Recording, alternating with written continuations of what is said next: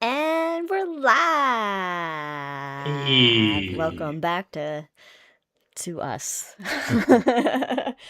Katie, I can't believe you don't have tomorrow off being a holiday. You don't get normal holidays off? That's a bummer. That's dumb. It's finally we've finally reached the first holiday after the holiday in January. Well, you get President's Day off. I don't, I guess. Yeah, and then we had like a random day thrown in there. Yeah, it's like the long stretch Oh, of yeah. no holidays from. Oh, you're too small of a company for automatic federal. There should always be Oh, automatic federal holidays that's why off. it's a federal holiday. Yeah, that's. I didn't know there were rules. Arizona Science Center was too small for federal holidays, but They just didn't give a shit. no, but we still had the federal holiday. We have Memorial Day. They're too small for federal. How big do you have to be for a federal holiday? That's I actually feel a like. good question. I'm sorry, I think you have like. Okay. Did you have barbecue sauce or something? Yeah, I don't know. I don't have my phone to look it up. So Okay, I didn't know that was. I just assumed it was like everybody that was, a full or part-time employee gets. You just do federal holidays. I bet our bank here in Oak Ridge is too small for federal But it's a holidays, bank, but it's a so bank. it's a. Is it required? I feel like, yeah. I mean, it feels like if the federal government isn't open, then the bank isn't going to be open. They Yeah. kind of need each other. Yeah. Well, yeah, with the Federal Reserve, however. But I figured banks were. I don't know. I figured all banks had all the holidays because they're banks. Yeah, For some reason. They're like federally insured, so maybe there's some. I don't know. Whatever holidays. Anyway, we're recording this, and there's a holiday tomorrow. It's Memorial Day tomorrow. I have tomorrow off. Yeah, if you're with us live, this is the pre-show live portion that doesn't make it in the final cut, so you're welcome for this talk about holidays. All right. I guess we should get started. No, therapy does not stop for holidays. Well, I guess that's a good point, right? Like hospitals don't close on holidays because obviously. Although, if you were a being like Moriarty in Star Trek that came out from the holodeck, would your federally day off be the holoday? Oh. Go get out. I'm so sad I wasted that before we started recording the episode. So it's all downhill from here. Yeah. That's a good point, Katie. Maybe it's because you're medical. All right. Give me countdown. And then 4, 3. Hey everyone, welcome to another episode of Cosmos with Cosmos. I'm Liz. I'm Mike. I'm Brandon. Hey, and we're here with another edition of High in the Sky, but for June of 2026. So we'll talk about... We're not going to go back to like June of 2025. It's basically the same as we June should of go back to 2026. like June 1817 and just see what happens. A historical high in the sky month, perhaps. Historical high in the sky. That could be fun. But also just see if anybody notices. Yeah. I mean, the sky is basically going to be the same unless you go back to June of, maybe like 5026 BC. The year is 1066. What's up in the sky? But in those historical ones, we can dress up. That's true. True. An excuse to dress up. An excuse for some costumery. Is that a word? I'm just saying. Yeah. Anyway, because we haven't even started drinking yet, so let's get to that part so we have at least that excuse under our belts. Brandon, what are you drinking? Sweet. I'm drinking a faster, cheaper, better, which is a throwback to those of you who are fans of NASA bureaucracies in the mid-90s. Oh, boy. So we got some lavender and sesame seed bun tea, along with some mango, tequila, vodka sparkly drink. Nice. Oh, nice. That sounds good. Mike, what are you drinking? I'm drinking just tea, thank you, because originally it was just going to be tea, but I threw some vodka in there. Oh, okay, good call. Oh, wow.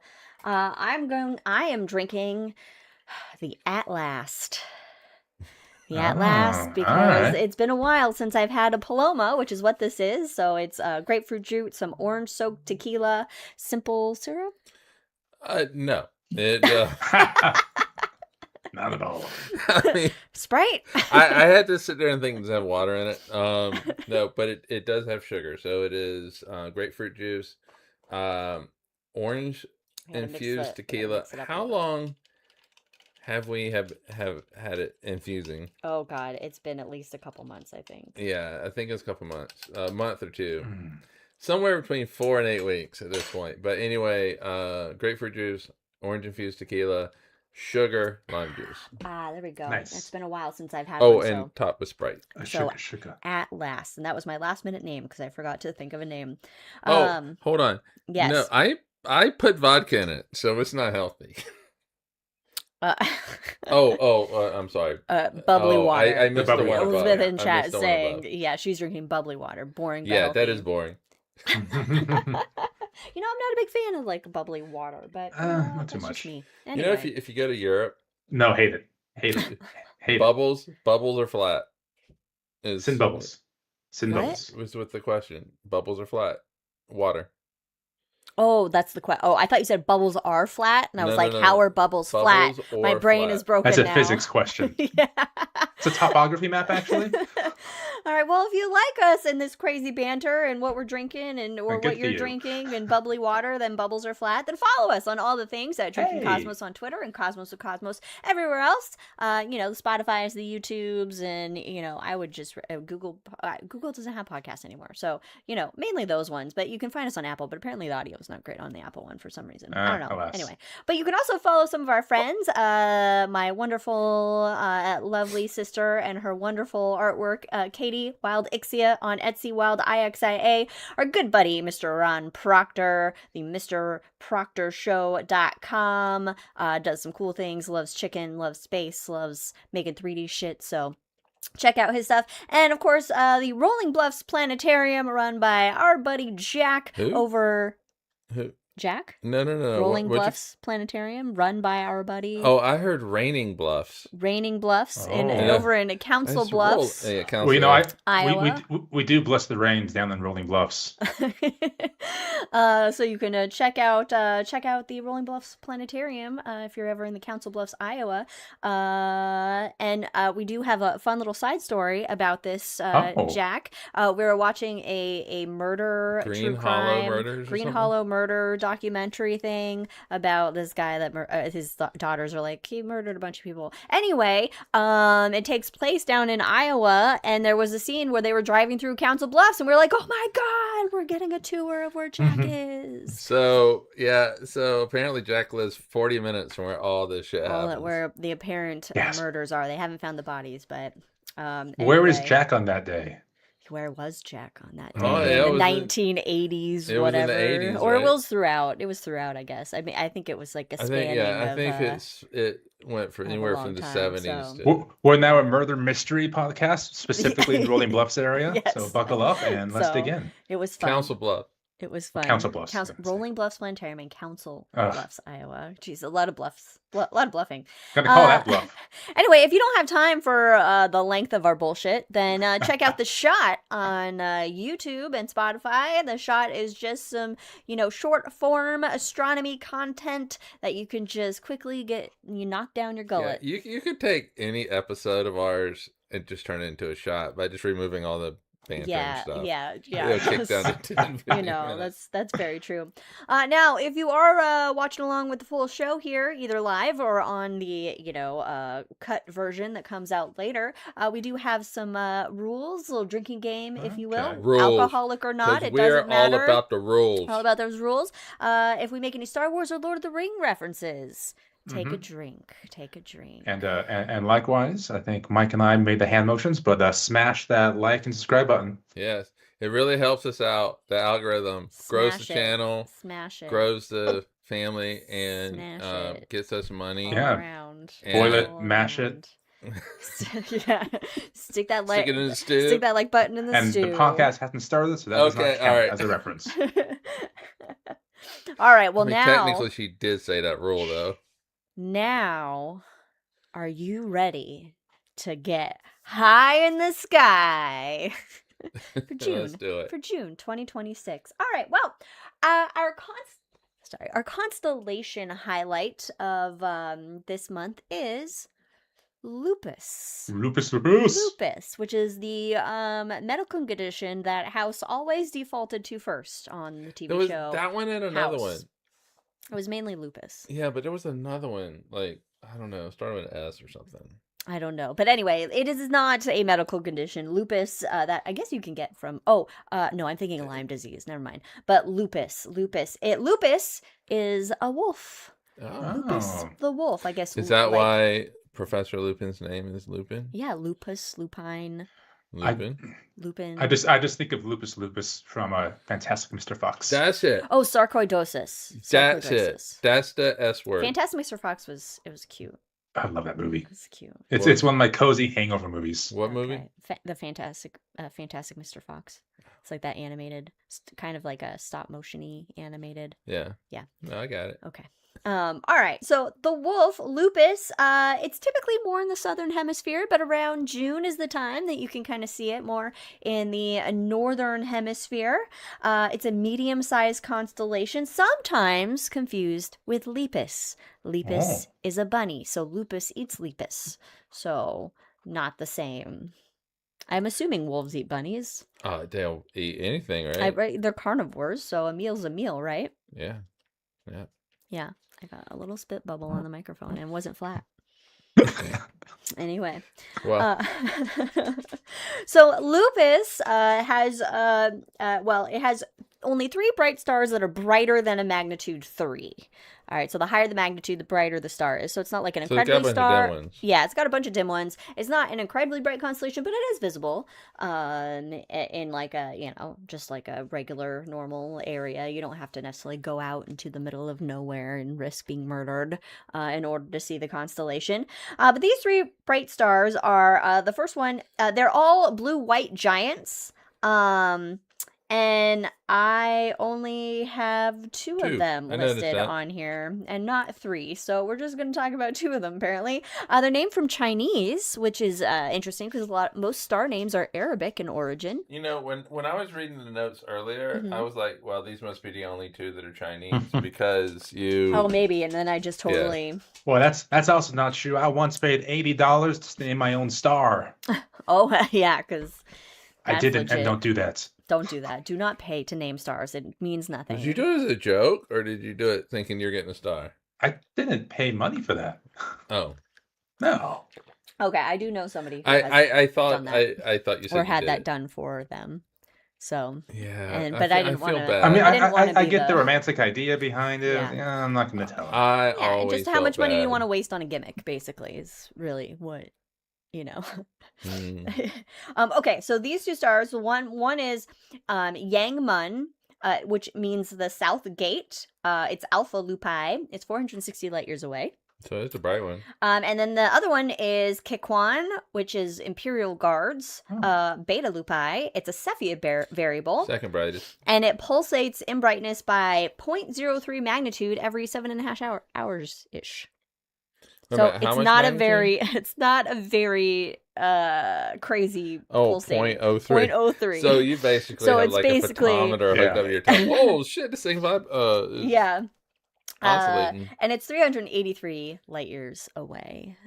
So those are those stars. And they're part of like a whole I don't know, gate castle thing in the Chinese constellation. Mike knows all about them. Yeah.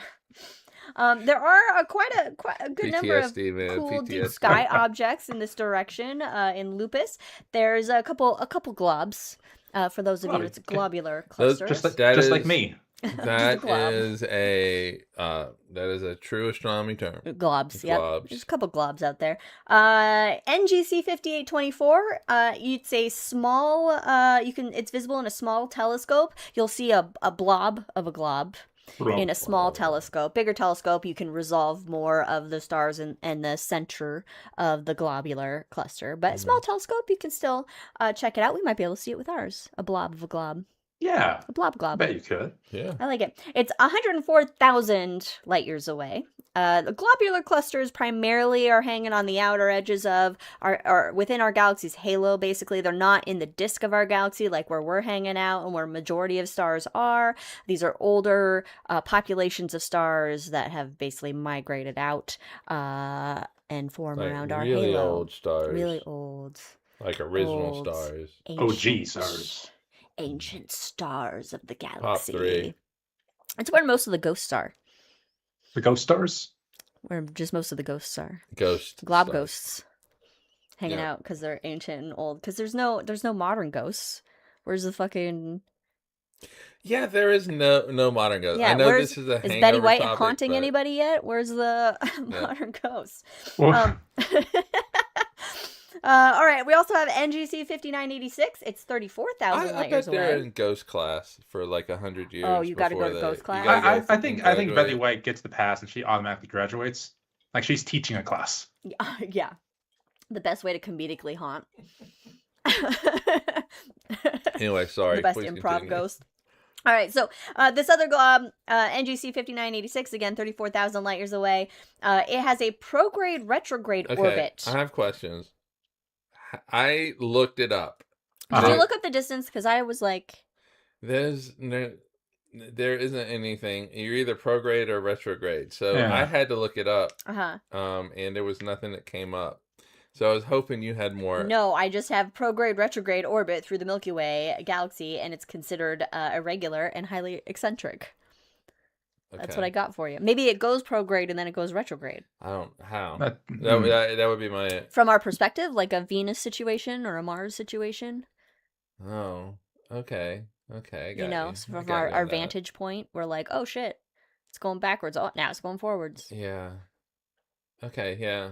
But in reality, Venus and Mars are still going prograde. Wait. Around the sun. Venus doesn't go. Yeah, it'll. Do we get retrograde with yeah, Venus? everybody this is goes retrograde at some point. Oh, I thought it was like. It's just the outer planets do the little loopy loops. Oh, okay, they do the loops. Mercury Gotcha. and Venus dive down towards the horizon, whichever horizon. So they'll like go a up. hummingbird while they mate. Yeah. They dive towards the horizon when they mate. They dive bomb towards the partner. Oh God, Oh, that just seems okay. Anyway, you know. Now the whole thing this morning. Coming in hot. All right, so there we go. It may actually have at least 4 to 5 different stellar populations with distinct elemental compositions in it. And there's evidence that it's lost about 60 to 80% of its original mass. Oh. slamming into us. Yeah, probably. Yeah, you know. Okay, then we also have some non-globs. Oh, these weren't meant to be under the globular button or bullet, but whatever. We can call them non-globs. Non-globs. IC 4406. It's also known as the Retina Nebula. Oh, I see. Which I saw. Oh, I was gonna I have see what you pictures did of there. these, and I forgot. Damn it. Okay, it's a planetary nebula, which is what our sun will end up like when it runs out of fuel and becomes a white dwarf in the center. And we actually see the Retina Nebula from its side. We have a side vantage viewpoint of it rather than looking at it face on. So it looks like kind of like barrel-ish, or it has a different kind of look to it than like ones that we see kind of face on where they're more circular. So it outgassed. It shot out all its stuff through the poles of the star. Well, no, it's the same thing as just like a regular planetary nebula, but I think a lot of them we see Planetarium nebula. A lot of but we're just seeing it kind of like at a side angle of it rather than the face-on view where we see like the white dwarf and the circles around it. But if it's just releasing its outer gases, basically, it's just a circle. Yeah, going out. They tend to be. This is why I was gonna have pictures. I don't know. We just see it from its side. I like, Mike, when Liz is reporting the news and we just start questioning it immediately, and like Liz would have all the answers. Like we see the electron is heated to a certain temperature, and yet according to physics, I don't know. I just wrote it down. It's a Okay, so it's tube looking. It's tube looking. It's tube looking. Tubular. I mean, there are Thank you. Yes, there it's are tubular. planetary. I want to say planetarium. They are planetary nebulae that are tube looking, but they do tend to be quite spherical and stuff. So, oh yeah, it does look tubular. It's like a sea anemone. No, I got you. Okay. Maybe we have different views of a sea and an anemone. I can't even say it. So Anemone.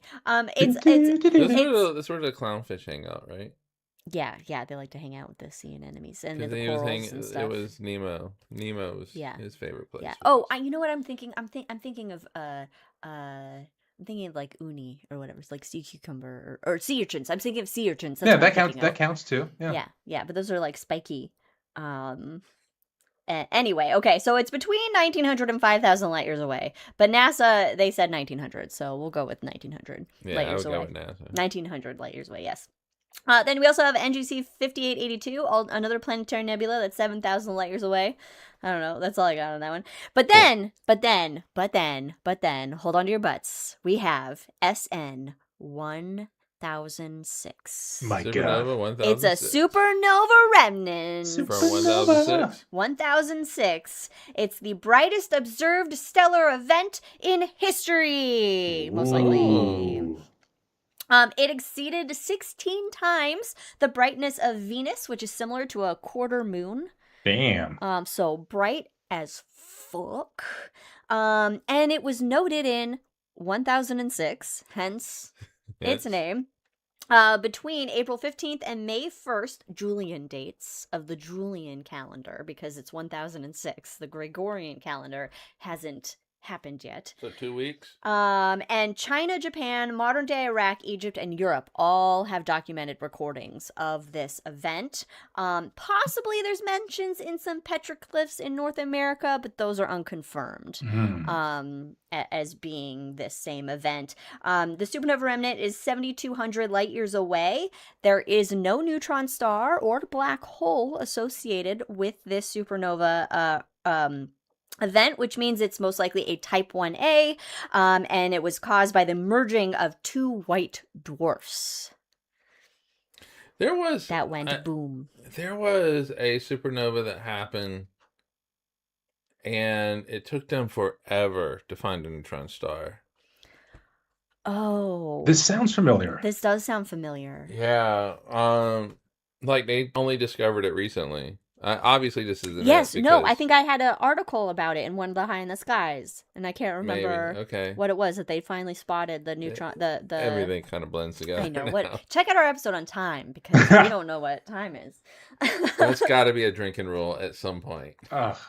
So anyway, I love this. This is the kind of shit that I love, is when you have this supernova remnant that we found with telescopes, but then we found historical writings from 1006 that basically are depicting combines all your loves. This fucking astronomy and history coming together. I love it. So very cool. So it doesn't actually have any mythology associated with this constellation. Lupus, back to Lupus, back to the constellation. That was a bit of a. So Lupus, the constellation, no mythology. It is primarily southern hemisphere, but it's not like a weird thing like a telescope or a clock or a whatever that you find in the southern hemisphere. Yeah, it is an animal, but it is a Ptolemaic constellation. So Ptolemy did write this constellation down in his catalog, but the stars of Lupus were originally a part of Centaurus, the constellation. So Centaur, and it was represented as kind of like an animal that was killed by Centaurus as part of the Centaurus constellation. The stars were separated from Centaurus by Hipparchus in the 3rd century BCE. And then Ptolemy then basically, I guess, codified it, if you would, as its own constellation, as Lupus, the wolf. But many different cultures actually did kind of see it as like a wild animal, a beast. Like it always had that kind of characterization behind it, probably being how it was associated with Centaurus, I guess. Right. And so Ptolemy was like, you know what, fuck it, we're just gonna make this a wolf. And lo and behold, to this day, we still have Lupus the wolf. Again, not to be confused with Lepus the hare. Wolf eat Lepus. Chomp, chomp, chomp. It's like the Paper Exeter's game, but with Lupus and Lepus. Lupus and Lepus. You know, there's going to be some people who are listening to our podcast that goes, wait a minute. There's two. You have Lupus and there's another constellation called Lepus. Mm-hmm. Mm-hmm. I'm just glad there are people listening to our podcast. I So they can get confused all know. they want. Listen more. Check Hey, us future out. listeners, we appreciate you. And just to promote, our next episode coming out in 2 weeks is going to be Ask Astro Punk. Is it Ask It's Astro gonna be Punk? all of us. Ask Astro. Ask Astro. astronomy So if you questions. have any astronomy questions, feel free to submit those to us. You can, social media us the questions or whatever. If you know us personally, just text us your shit. We have received questions from our neighbor and from my daughter. Yeah. So if you have any astronomy questions, throw it our way, and we're gonna try do our best to answer them in 2 weeks We have on the next 14 episode. questions, but Susanna gave me like 4 questions that are all kind of one topic, so they'll be combined. And if you can message me on like Facebook or Instagram, I'll do my best to look at it. I don't have notifications set up, so I'm very never know my message. Is it a lot like the Animaniacs skit of the little girl saying, "Why?" Okay, why? Yeah. Okay, why is that? That's Why? definitely. Could be. I would say that's definitely a Susanna response. Anyway, we have more in the sky than just Lupus the wolf and Phoebus the hare. We have some planets and other things and celestial events for June. The planets hanging out with us in June are Mercury. Mercury's one of them. On June 15th, Mercury reaches its greatest. Sorry, I think the Sprite in the thing makes me burpy. Sprite. I know. Oh, makes me burpy. I thought you said because of the headphones. I thought you said I think there's Sprite in here. I think. I'm like, yeah. I think. Yeah, there is. But June 15th is Mercury's greatest elongation. Which one? Eastern or Western? The one that makes it the best time to view it in the sky after sunset. Okay, So Eastern. Eastern? Yeah, East. Okay. East is Okay, it goes that way then. Yeah. Greatest Okay. That means Eastern. it's its furthest separation from the sun in the sky at sunset. So that's the best time to view it. Mercury is in the west. It's in the west. At its greatest But it's eastern. at its greatest directionally eastern, but it's in the west. It'll be in the west after sunset. We won't see it. No, Too many trees and probably hills. not. Yeah. So June 15th will be the best time to view Mercury this month. Mars will make an appearance. It rises a couple hours before sunrise. Okay. So if you're an early bird that likes to catch the worm, you can catch Mars as well. But here the sun never sets. Well, it will a couple hours before sunrise. It should be set by then. That's true. It should be set. It just seems like we go to bed, the sun's still up. We wake up, the sun is still up. Yeah, it really puts a crimp in our telescoping because we're not people that like to stay up super late anymore. So I'm old. Yeah. But anyway, so Mars, Venus is hanging out. In fact, you may have noticed Venus up there hanging out near the moon at least a few nights ago. It's setting in the west, but still very high, very bright. I was sitting outside the other night, a couple nights ago, using the Merlin Bird ID app to listen to see what birds were hanging out that evening. And I sat out there for a bit, and eventually I looked over, and Venus began to make an appearance. That's right, folks. We don't like to stay up late, and we like our bird watching apps. Get all on. We're just old. We're just old. So Venus by June 5th. It'll be its highest point in the western sky. Greatest eastern elongation. There you Venus. go. And June 9th, Jupes and Venus, Jupiter, for those of you who are unfamiliar with our nicknames for the planets, but Jupes and Venus will only be 1.5 degrees apart for a few days. Oh, shit, that's close. That's pinky width. Pinky width. And when that's is not this? Much. That's on June 9th. I got plans. We'll still be here. So a few days. So you can check out Jupes and Venus making a little dance with each other. And then Mercury apparently will actually be in between them. Maybe. Oh, so it's going to be way over there. Yeah. So I don't know. I that seemed to not make sense to me. I don't know if it's when they're that close together that Mercury's in between them, or at some point Mercury's just in between them at some point there. But whatever. I don't know. Look at the sky and find out. June 9th and 10th. Speaking of Jupes, so Jupes is still hanging out with us in the evening sky, doing its thing. We love Jupes. Saturn will be hanging out with Venus in the sense that it will be rising a couple hours before sunrise. I'm sorry, Mars and Saturn. Okay. Mars and Saturn. All My right. bad. Mars I and was, Saturn. I was confused. For a second. Rising a couple hours before sunrise. And Uranus and Neptune, they rise a couple hours before sunrise as well, but you need binoculars for them. They're not... Yeah. I mean, it is always fun to see them in the telescope, but like, Yeah. because it has that faint hint of bluish to it. But typically, you can just look at the point of light and can kind of convince anyone, look, it's Neptune. You lean north, they believe you. Yeah.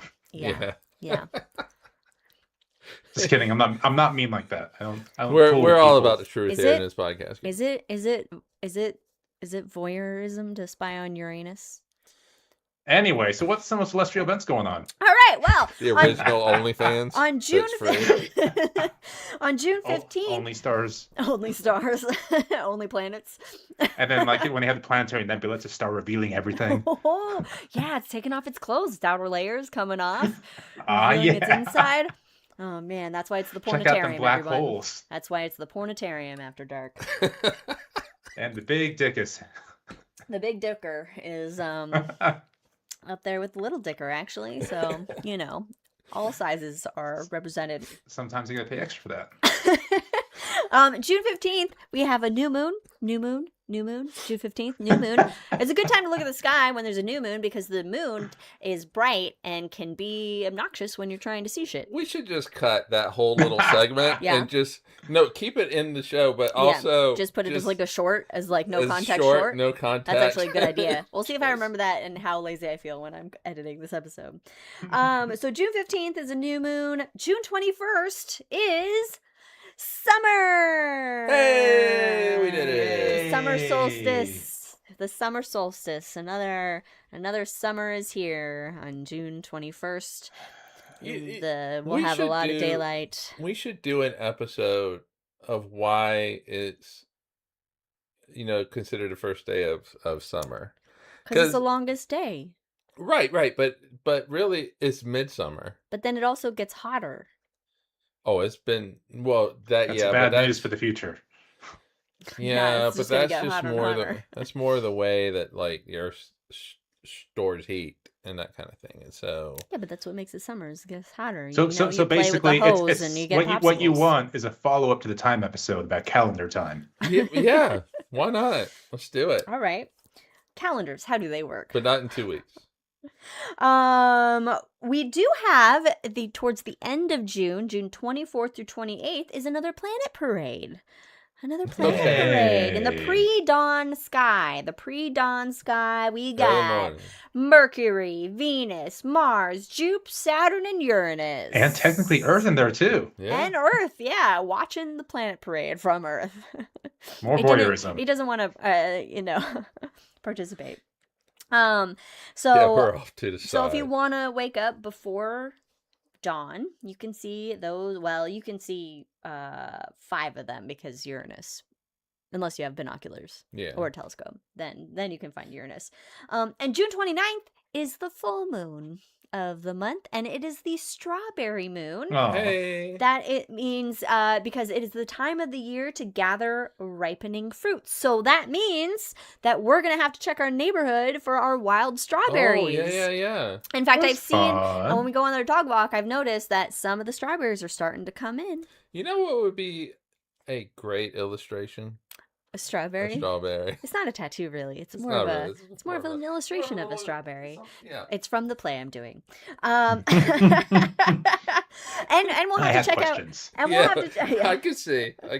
And we'll have to check out the blackberries too, because so in Oregon, apparently wild blackberries are like an invasive bush. Oh, They're like everywhere. love 'em. And I saw one article that was like the best way to handle the wild blackberries.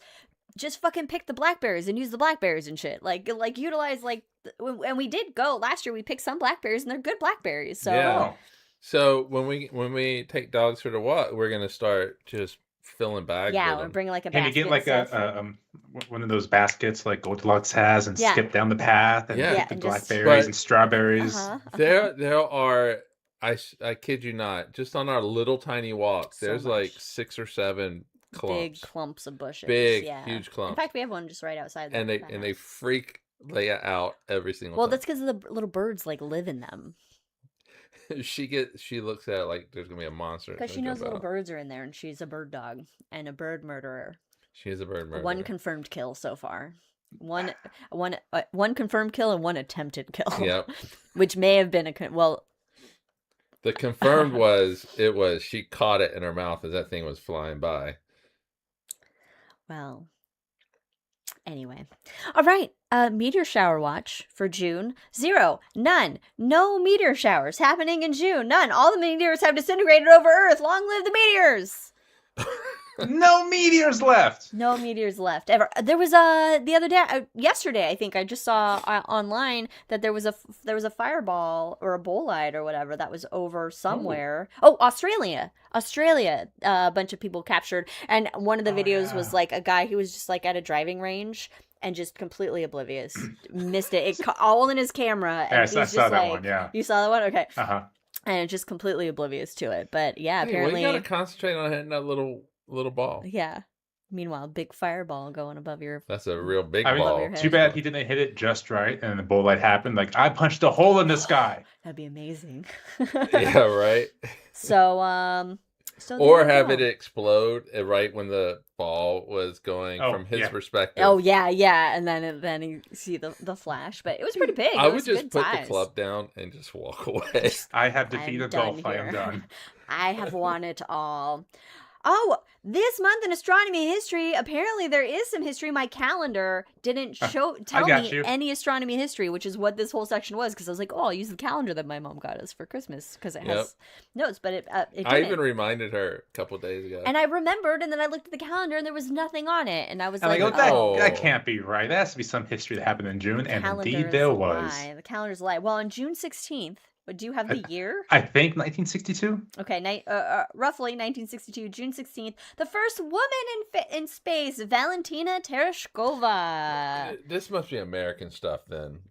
Oh, well, no, because it had European stuff on there. I mean, maybe it's just anti-Russian, but this is a Russian woman, first woman in space was Russian. You know what the thing is though, when it comes to space, we shouldn't be anti anybody. We shouldn't be anti anybody. We shouldn't be anti anybody anywhere and at any well, time. no, but yeah, definitely. In any way, shape, or form. At the end of the day, we're all just a flesh suit for our bones. Yeah. So we are. Anyway, so and then in June 2010, Hayabusa returns from its first asteroid sample to Earth. I put that down just so I could hear you say that. Hayabusa. Yeah. Also, tomorrow in real time is when John F. Kennedy went in front of Congress and said, we got to go to the moon. We've got to go to the moon. That's quotes. Exactly. We got to go to the moon, guys. Just got to do it. Even if it's hard. What does it go? Not because it is easy, but because it is hard. That was later on in Texas. That was later on? Yeah, this was in front of Congress, yeah. Oh, okay. Yeah, and they cut out the whole bit about why does Rice play Texas in football? Oh, because it's hard. Oh, that's the thing is? That's the thing. That was the setup. Well, I mean, he was lame. A politician. You know, That politicians makes it less of a fun speech. Why climb the highest peak? Why does Rice play Texas? Yeah. Not because it is easy, but because it is hard. Follow us in the hangover where we have just JFK accents the entire time. It's just Boston, just a horrible Boston. Oh god, we would lose the whole city. We would lose the whole state. You know what? And whatever Chesapeake accent he had. The origin of accents. That's an interesting topic. Anyway. That's not what we do here. We do space. We do space and other random miscellany. So let's get to... But can you imagine the accents of the first people to live on Mars, like a couple generations, what their accents would be like? For more on that, there's a great book by Kim Stanley Robinson called The Red Mars. You should give it a read. As I was saying that, I realized, I can tie this into book club. That was pretty good. Since Liz isn't going to read it, we could just do book club That's a very good today. point. You could. You know what? I can start reading it again soon. or you can check us out on the podcast, and we'll tell you all about it. Yeah. True. Yeah. Okay. All right. It's time for Astronomy News 2026. You gotta do it all in that voice. It's getting harder for me to do it. I don't know. I got to practice my mid-Atlantic accent. All right, at last. Oh, it's Midwestern. Is it? I thought it was called Mid-Atlantic. Mid-Atlantic. No, Yeah, this is right. No, it's Mid-Atlantic. Oh, No, Yeah, Midwestern is different.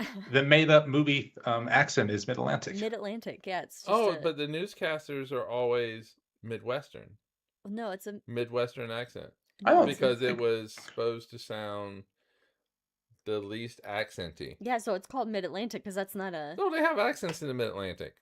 Anyway, whatever. Let's just. Yeah. At last, a telescope that could reveal the missing half of the universe. Wow. And the telescope is called At Last, which is great. It's a new European-led telescope. And so there are vast amounts of dust in the galaxy that make it hard to see the center of the galaxy. And for more on that is you can check out our episode on dust. Okay, Jack in chat says but Midwestern we were accent talking is the one about used by Mid-Atlantic accents, which is But I different thought- than Midwestern I accents. said Midwestern But I thought newscasters. Mid- But I Liz said was going for. Midwestern But newscasters. Liz is not going for I a Midwestern said accent. She's going for a newscasters. Mid-Atlantic accent. I said But I thought- newscasters. Okay, but I thought I said newscasters. Okay, you did. I thought the Mid-Atlantic accent was like that generic accent like all the movie stars have. Yes, and that's all correct. And I thought that's what you're going for, I thought- rather than yeah, a typical newscaster Well, thing. yeah, Because you were going because- for like the movie thing. Yeah, but it's Yeah. also like to me. I It's the win. Same. They do the same. Thank you, Jack. They all have the same I tone win. of voice in I that win. time period. I win. Okay, you win. Check out our episode on dust, everybody, for all the dust in the universe. So a big swath of the universe is actually hidden to us because there's so much fucking dust blocking the way. Need a vacuum. It's very dusty Need that out there. What's that? Indust? Is that the thing? And that dust. does the- Oh, yes. Also pine sol. Yeah. Sol. Or My dad that. would What's use pine what's that sol. little Swiffer? The Some Swiffer duster. We need a Swiffer. The Swiffer. No, what you for need is space. Comet. That helps. That's for Come on, That's guys. for Saturn's rings. That's for Saturn's rings. That's how you get Saturn's rings out of a bathtub full of water. Is with Comet. Is Comet still around? I haven't used Comet in Yeah, years. Comet's still Okay. around. Okay, so the Atacama large millimeter / sub-millimeter array, ALMA, as it's known, that is one telescope that can help like see through dust, but we want better. So there's a new European-led project called the Atacama. God, I'm saying it so weird. Atacama Large Aperture Sub-Millimeter Telescope. At last, a 50-meter telescope that is far larger than any sub-millimeter telescope that's been built before. Yay. So they're basically prototyping right now. They're refining the concept. They're prototyping key technologies and planning how to run the facility as sustainably as possible. Susanna just joined us, so I'm waving hi to Susanna, by the way. Hello. Hi, Susanna. So Claudia Ciccone, I'm sorry, an astrophysicist at the University of Oslo in Norway, they say that with previous sub-millimeter facilities, we're observing the tip of the iceberg. You know I love a good iceberg quote because Titanic. With At Last, we will answer the question of where all the gas and dust in the universe is. Oh, So we'll be able to see more with this one. The primary 50-meter dish of At Last would be designed with aluminum panels in the mirror and a massive steel backing structure. In total, it would weigh about 4,400 tons and would include a 12-meter secondary mirror, Christ. itself larger than most telescopes, to help deliver a wide field of view. So 88,000 pounds. That's a lot. It's going to be big. It's going to be a big boy. Wait a minute. That's hold on. I don't know. 4,400 tons with a tons TONNES. times 2,000. That's more than that. That's... It'll be located near Alma because the Atacama Desert is a great place for telescope viewing. And it will be entirely powered by renewable energies. Yay! nice. So what's going to happen is as the telescope slows after moving, its kinetic energy can be recovered as electric charge like in a hybrid car. Like Oh, my that's cool. Prius. Like your Prius, you're driving a telescope. And so they're testing combinations right now of solar energy, energy storage and batteries, and metal hydride, as well as recovery of braking energy. And they plan to use near zero carbon power to produce the steel and aluminum. So if anyone's curious, imagine you're at the top of a roller coaster. When you're at the very top, that is potential energy. And then when you go down and move real fast, You that's get kinetic energy. Mm-hmm. If only we could promote a show called Cosmic Coasters. Potential energy. Okay, so it's also going to be designed to last 50 years at least. Oh.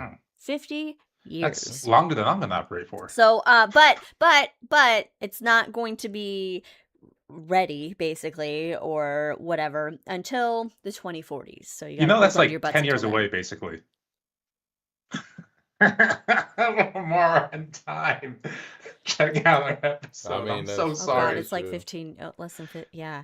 Okay, I was thinking like 2040s is so far away from now. No. It's not. So anyway, then that's good news because at last is coming sooner than we thought. And then it'll get here and we'll be like, at fucking last. At last. Anyway. Don't want to get a copyright strike for that. So exciting stuff. Next article. Astronomers find new circumbinary Tatooine-like planet candidates. Found a lot of them. We're exempt from the Star Wars rule for mentioning Tatooine because it's part of the article title. Okay. Long time ago. Well, now we're No. You said we're exempt. I said for mentioning Tatooine. Don't do the whole song. We don't have the money to pay for that. We're exempt for this story. Okay. So now, what's great about this story that I found that I didn't realize until I got to the bottom of the article and it said who the author was. The author of this article is Carolyn Collins Peterson of Loch Ness Productions, known in the Planetarium community. She's done a lot through her work with various things. Because, well, anyway, yes, they have retired, so I guess it's formally Loch Ness Productions. But yeah, so I was excited because I was like, oh my God, I know her, and she's very prolific in the planetarium community, and she's done a lot of great stuff in the world of astronomy and education and all that stuff. So it was really fun to see that, oh, she wrote this article, and it was for space.com, I think. So anyway, there are a distinct category of exoworlds out there that orbit two stars. They're known as circumbinary planets, which most stars in the universe are binary stars. So finding, planets in these situations seems like it could be, a common thing. So far though, astronomers had only found about 18 of them among the 6,000 plus other exoplanets that we've discovered so far. Oh, Carolyn Collins Peterson, Boulder, Colorado graduate. Very cool. Very nice. Says Jack in chat since you can't see chat from this recording. So a team at the University of New South Wales in Sydney, Australia, they found 27 more potential candidates. And they actually created a new method for finding these candidates called apsidal precession. So they use data from NASA's Transiting Exoplanet Survey Satellite, also known as TESS. Transiting Exoplanet Survey Satellite. The transit method is what TESS uses, but that only works on planets that cross between us and the star. So the planet crosses in front of the star, it causes that light to dip, and when the planet goes past the star, that light comes back up. So we're looking for like that dip in starlight through the transit method. So apsidal precession, it's been used to understand binary stars in their orbits. So this time they've used it for planetary searches as a new approach. So binary stars orbit and eclipse each other. And so what they're looking for is a variation in their eclipses. So if there's a variation in the eclipse, then it could mean that there's a planet or some other third body in the system. Timing here. So it's all about time. Yeah. Mm-hmm. It's all about timing. All about time. I wasn't going to say. I'm just basically we're just applying it. The eclipse is supposed to start at a certain time, but it either starts a tad early or a tad late. Yeah, which indicates there's something else there, because it should be pretty routine, right? And so Margot Thornton, she's an astronomer and PhD candidate at the University of New South Wales, says this new method could help us uncover a large population of hidden planets, especially those that don't line up perfectly from our line of sight. It could help reveal what the true population of planets in our universe might look like, given the fact that most of the stars are binary star systems. So that's allowing us to see a lot more. Professor Ben Montet, astronomer and senior author on the study, he says basically that 27 just discovered candidate worlds are part of the 1,590 binary systems nearby that could host worlds. And that implies there could be potentially thousands or tens of thousands of possible planets to be found with data from the Vera C. Rubin Observatory's new 10-year sky survey, The Legacy of Space and Time. So we're combining now, okay, we have a new way of finding these planets that exist in binary systems, and we can use this brand new amazing telescope, the Vera C. Rubin Observatory, to help look for them with this new method.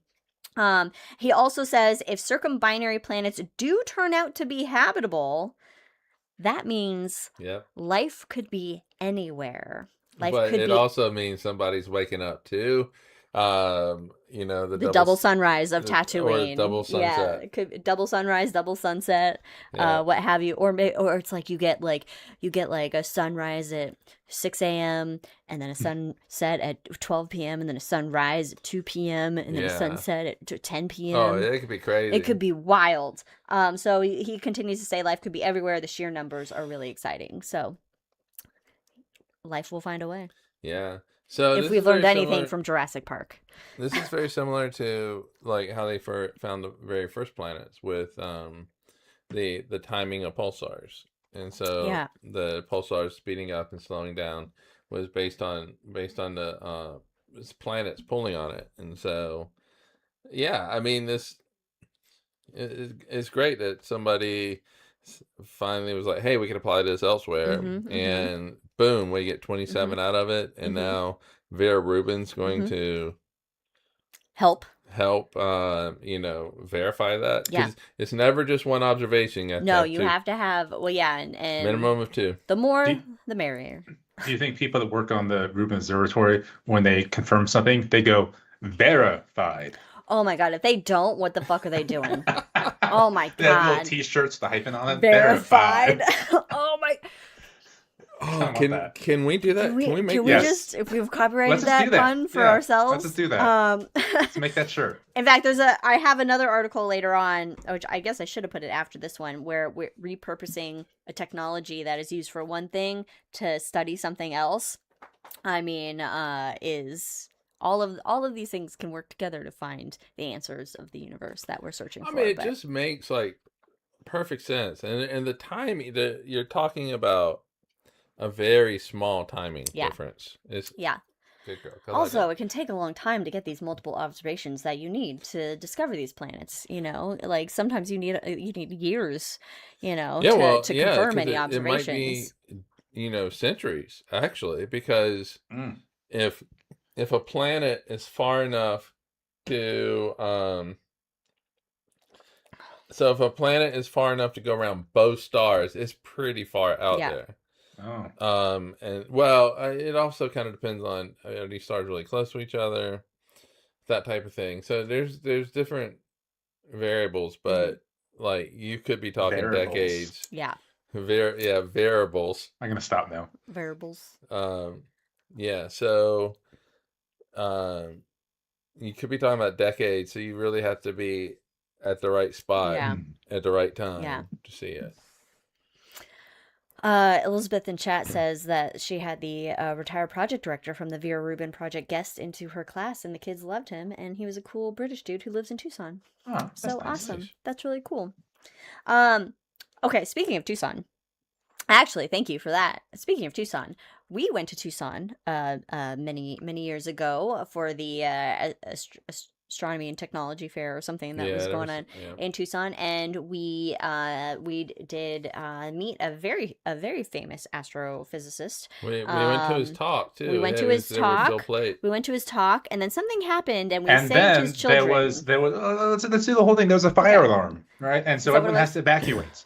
And Yes. as we're leaving out, we have our coworker and very good friend Linda with us, and we see Filipenko kind of wandering around. He can't find his kid, so I we haven't said just his name kind of. yet. I haven't introduced Oh, who it I'm is so yet. sorry. So we're out walking outside, Mhm. and like Linda somehow finds them because she's best friends with everyone, and so she's walking up, holding hands with the kids, and reunites them with the father. It was a whole thing. It was And we a got whole thing. We found this guy's kids, and this guy is Alex Filipenko, a very famous astrophysicist from the University of California, Berkeley, and he is being awarded the Gruber Cosmology Prize for work on supernovae. So I saw this, and I was like, oh my god, I gotta bring this in because we have a personal story related to Alex Filipenko. He wouldn't remember us from, whatever.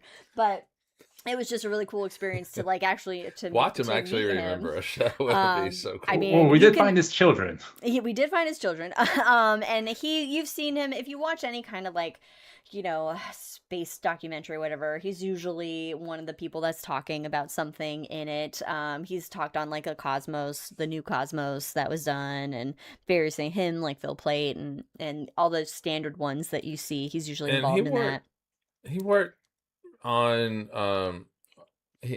he was involved with the supernovas that with dark energy, but he also worked with saving Mount Wilson, right? Oh, probably, yeah, because that's in California, and that's a thing. So he's going to get the 2026 Gruber Cosmology Prize by the Gruber Foundation. It's one of the most prestigious awards for research on the origin and fate of the universe. It comes with $500,000 to be shared equally with Filipenko's co-winners, theoretical physicist Kenichi Nomoto of the University of Tokyo and Stanford Woosley of UC Santa Cruz. The scientists were all cited for transforming supernovae from poorly understood stellar explosions into the basis for a quantitative, predictive, and empirically validated framework. For Filipenko, he had a major role in clarifying the varieties of type 1a supernovae, which is the supernova 1006 that we mentioned. That's in the constellation of Lupus. That's one type of type 1a. But not Lepus. Not Lepus. He is also cited for discovering two other variants of type 1 supernovae. He was a member of two groups of scientists that in 1998 announced the expansion of the universe was speeding up. Oh, sorry. I'm sorry. Took your energy. Took your line. Yeah, no, it's okay. So the three recipients of the Gruber Cosmology Prize will receive it on November 10th at the Illuminating Cosmos Conference at the Max Planck Institute for Astronomy and House of Astronomy in Heidelberg, Germany. So we should go. Congrats. We can find his family sure. again. Didn't those two team names have kind of cool names to them? I can't remember what they were. The two teams that were racing to figure out the expansion, the acceleration of the universe. I don't know. I wouldn't know. Yeah, I don't remember. Anyway. I don't know. All right. So yay. So I thought that was fun. I was like, go Filipenko. He just seems like, and apparently he is. Oh, there we go. Oh yeah, it's not in focus, but A little blurry. That's the idea. He's there. He's there. He's on there. We got photographic evidence. Yeah, we didn't make that shit up. There's our cool name drop. All right. So. Hey, Brandon, send me that picture. Already did. Oh, cool. Okay, great.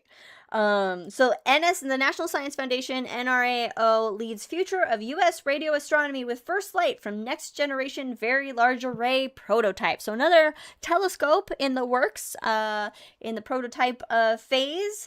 So get your contact headphones on because we got a new radio telescope alert. Well, that's how all astrophysicists, they all sit on the hood of a car. Mm-hmm. And so it's got to be a Corvette too. It's got to be a Corvette. So the next generation very large array, NGVLA, which that's not a great generation prototype antenna. It's achieved first light, which means it's taken observations independently. And this marks the prototype's transition from construction into actual astronomical testing. So they're testing. It's located on the plains of San Agustin in New Mexico. And the prototype tested Oh shit, we really can go down there, just like with Ellie from Contact. How many people do that? I don't know. Probably no one. Also, the Plains of San Augustine sounds like a Bob Dylan song. It doesn't sound great. Like a cool place to hang out. But I mean, with all those telescopes, it'd be cool. Yeah. So the prototype tested the design for the proposed 244 antenna array that spans over 5,000 miles across North America. It'll be 10 times have the effective collecting area and resolution over the current NSF VLA, very large antenna, and the Atacama large millimeter sub-millimeter array, ALMA, at the same wavelengths. So it'll be bigger and better than what we got so far. And according to NSF program director Nigel Sharp, and if he's not fucking British, what are we doing with the name Nigel? Say this next quote correctly then. You set yourself up. This prototype antenna will prove useful for a wide range of projects because it provides high precision at relatively low cost. That made me so happy. I didn't know what you were saying. I just loved how you were saying it. All right, we got to drink to that.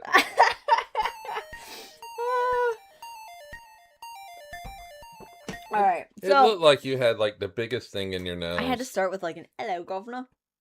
So basically, it's gonna be like, a big bang for your buck, basically. The project of this size also will have a significant impact on New Mexico's economy, from construction jobs to long-term operational positions, tourism, and STEM educational opportunities. So this is why science is important for the world, because it's not just for research, but it also helps like everybody on the planet. Would you live in New Mexico? Nope. I mean, I guess I'd live in it over Arizona, but I did it once. Yeah. I mean, I've been to New Mexico once. I mean, I did enjoy New Mexico. Yeah, it seems like, a nice kind of like, with the hippie and the... I too like turquoise. Yeah, I was going to say turquoise, like just a turquoise all around you. Your mom would not be able to get anything from there with red or green chili on everything. Oh, well, no, she wouldn't. Taking that Tums with me. She would have to say neither. No, and no then they'd be like, yeah. What? Yeah, she would not. That's not a place that she could handle. All right. We have this is the repurposing, another repurposing of technology for a different use. Okay. Seen from Mars, an interstellar visitor looks completely different and changes what astronomers thought they knew. All right, so you guys remember when 3i Atlas... Okay, hold on. I have to respond to this. Okay, so Arizona East. Arizona East is New Mexico. Okay, so I was working at the Lodestar Astronomy Center, and we had gone down to basically it's the strip, really. It's Route 66 that cuts right through. Oh yeah, you're not gonna have any room for Sprite. Anyway, somebody had like with graffiti had written like West Texas or something. So New Mexico doesn't have any kind of we're New Mexico. It's either like East Arizona or West Texas. Yep. Aw, poor New Mexico. My favorite New Mexico joke. I'm sorry, we like New Mexico. I'm not shitting on it, but it's in The Simpsons when Homer's looking at the map and he goes, "Oh, there's a New Mexico." All right, one more New Mexico story. It's where the aliens are. One more New Mexico story. God damn. Let's see, 1996. Is that when the Olympics were in Atlanta? Whenever the Summer Olympics were in Atlanta, tickets went on sale, and there was a story that came about because they opened it up to U.S. sales first, get all the U.S. people there, right, and then you open it up internationally. And somebody had called from New Mexico to get tickets, and the ticket person in Atlanta goes, no, we can't sell it to you. But I live in New Mexico, and they swear to God said, I don't care if it's New Mexico or Old Mexico. Oh my God. It's like, no, You it's a have to US be an state. American citizen. Don't want to be an American Oh idiot. my God. And I was like, Wow. yep, that sounds like Georgia. Ugh. That sounds like Georgia. Wow. Well, okay. Anyway.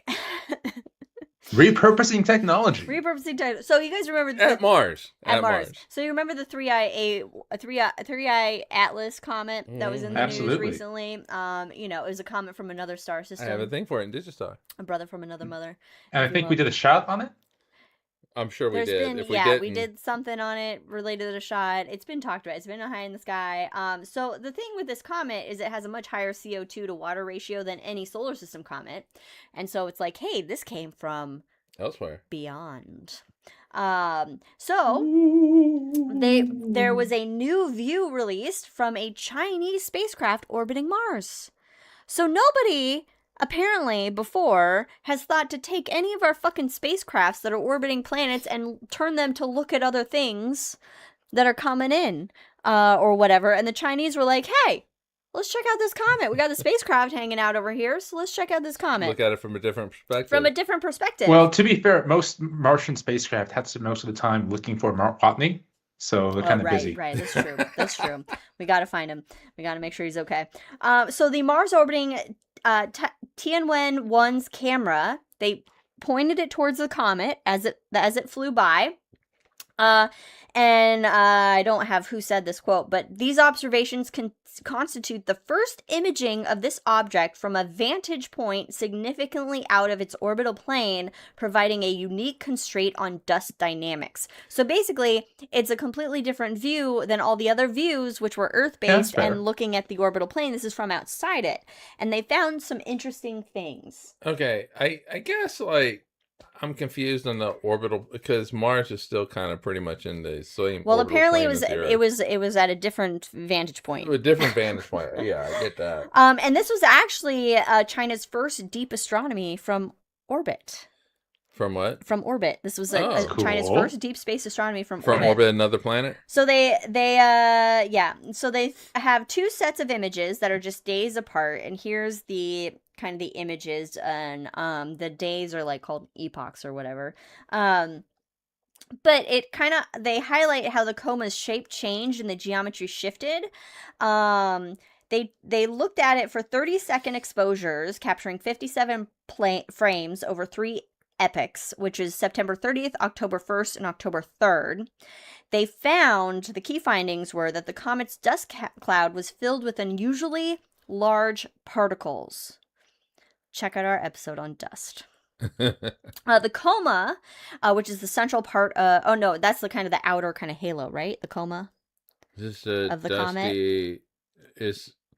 The coma is like that. Is that the center? Dusty, you got outer kind of like, the outer kind of halo of the it. comet. Yeah, so halo. the nucleus is the center, and then the outer kind of halo-ishness of the comet is the coma, and it's dominated by grains that are hundreds of micrometers in size, which is about the same size of coarse sand, and they were assuming it to be a lot finer than it was. And what they found that these large bits moved very slowly once they were released. And it implies that the extent of the sunward coma, the ejection speeds of that material was only 3 to 10 milliseconds. Or no, m/s. Meters per second. Meters per second. 3 to 10 meters per second. Previous analysis by Earth-based observations estimated 5 meters per second, and a mix of 10 to hundreds of micron grains, so a lot smaller grains. Mm-hmm. But this other vantage point said, hold your horses. Oh, these are bigger. These grains are larger, and they're moving out a bit slower than what you thought. So the team estimated that it had a dust mass loss rate of order 10 to the 3 kilograms per second, which is about a ton of material every second. Yeah. which was much higher than earlier ground-based estimates of tens of kilograms per second, indicating the comet was shedding far more dust than they first thought that it was. So astronomers also from Earth had reported narrow dust jets in its coma, but the Chinese spacecraft images showed no jets whatsoever, and they were looking for them. And that they found basically that the comet's cloud was Hmm. smooth and fan-shaped, and it didn't have any discrete streaks of dust or anything like that. Do they have other observations to? I mean, because it seems like we're kind of at a deadlock here. Yeah, and you really want to verify. Well, it's kind of like that our view might That's gonna be a drinking game, man. being outside of the orbital plane, that it's maybe there's some, from our vantage point of Earth, there could be artifacting happening or whatever else, and so having a non-Earth based vantage point of the comet is kind of saying like, oh wait, hang on, we got maybe a better view of here. Mhm. You know, there's less kind of, we're outside of the orbital plane, so maybe there's less things obstructing, or there's less artifacting, or whatever that's causing the data to be kind of incorrect, maybe from Earth. So basically what this means is that, hey, if a fucking comet from outside the solar system flies by, let's get more shit that's not on Earth looking at it to find out Yeah, without a doubt. what's going on with it. The more the better. Basically, the indication is that the comet formed in a very cold environment outside the star system, allowing for the preservation of volatiles such as carbon dioxide. And the more practical takeaway is that modern spacecraft can also double as telescopes. Yeah. They don't have to just be staring at like Mars the whole time. Like, hey, let's go look at this shit that's flying by. You know, take advantage. Yeah, I mean, if you have point. something that's happening, you know, that's like once in a lifetime, that 3i was. Yeah. This was a dude coming in through the solar system. Take a look. Saying turn hello, ahead, and leaving. Yeah, don't ignore them. Just be like, oh. Yeah. You what's up, my dude? Mars will be there. Mars is not going anywhere. You can anywhere. come back to Mars. Unless it is. It's not. It's not going anywhere. So that's cool though. That's cool. So it's just neat that the Chinese, they're over in China, they're like, hey, let's just fucking take a look at this shit from Mars. I really hope that, like, you know, other space agencies go, hey, okay. Yeah, like, oh, hey, let's take fucking Mars Odyssey or whatever, and let's take a look at that. Yeah. You know, whatever. They're also sending 3 Taikonauts to their space station this month. Oh, that's cool. Wait a minute, what? They're sending 3. Who's sending 3? China. Taikonauts to their space station. Oh, okay. That's all the information I have. Cool. If only they weren't so secretive about all their shit. Anyway. Yeah, well. Speaking of some spacecrafts, NASA's Psyche mission aces Mars flyby on its way to like it was a test. The Psyche asteroid. Right? I know, right? It passed. Oh, I did great, Mom. So I aced the test. So what's great about Psyche is that this is an Arizona State University-led mission. Yeah. I thought ASU was a party school. Yeah. Woo! Woo! I mean, look at that. 2 for the pink, 1 for the stink. Anyway. No. Don't. Yep. Horns. Oh, God, tridents up? I don't know what it's. Horns up. Forks up. Forks up. Forks up. But also, we all know what this is. We all know what this is. What is it? I don't know what it is. I've already said it. I already said it. Let's I keep won't going. say it again. I don't know what it is. You can rewind to hear what I said. What's don't this? look it up. I don't. What? So, Psyche, it's going to the asteroid Psyche. It'll arrive in the summer of 2029, and it completed its close approach of Mars on May 15th, coming within 2,864 miles. It used Mars as a gravity assist to give it a little boost of speed. It stole some of its energy. It did. Yeah. Here's a shot of Mars from Psyche. Okay, that's a nice right here, which is pretty cool. It's pretty neat. Hey, Brandy, you know what that reminds me of? This little book I read once. Oh my God. Yeah? I think Kim Jesus. Stanley, Hey, somebody. Don't do this. I think it was Robinson. Yeah, that sounds right. Okay. Well, okay. So, for Psyche's That's a different Greek god. For Psyche's flyby, the goal is not to use any onboard propellant, to save that propellant and use Mars which is common. It's common to use planets as gravity assist around here. What they did was they analyzed radio signals between the spacecraft and NASA's Deep Space Network to confirm that Psyche was on the correct trajectory. They were pretty sure, but it's good to verify. And Get verified. What the gravity assist did was it gave the spacecraft a 1,000 mile per hour boost in speed. So that's a mushroom and Mario Kart right there. Yeah, exactly. That's exactly what it did. It hit the mushroom, and it was like, woo! Newton for the win again. I'll make this comment quick. So when satellites steal energy from planets to go faster, does that make them become planetary vampires? Stealing the life force from planets? They're energy vampires. Because I was planetary vampires. Planetary energy vampires. Yeah, I was thinking about when you said it, first thought that came to my mind was What We Do in the Shadows, the energy vampires, emotion. What was that guy? Oh, Colin. Colin. Yeah. So Psyche was the Colin. I got the picture from Brayna. All right. Okay, don't make it. Well, yeah. Anyway, okay. Yeah, look at us. So go Psyche, add asteroid. Yeah. Add asteroid, yeah. Add asteroid. I like it. Asteroid. So yay. So it speeds up 1,200 miles an hour. I wonder how much Mars slows down. It's got to be like a point. Not a lot. A lot of zeros. Yeah, how badly and then like a 1. How badly are we fucking up Mars? Maybe it's a point, a lot of zeros, and a 2. Ooh. But that too was enough for it to now crash into Earth. Uh-oh. So that whole thing about, hey, you know what? Mars is going to be as big as the full moon. That'll be real one day. True. I'm good with that. All right, focus. Next story. Sorry. Okay, speaking of Mars, we're still on Mars. We're going to hang out with Mars for a little bit. NASA's MAVEN makes first discovery of atmospheric effect at Mars.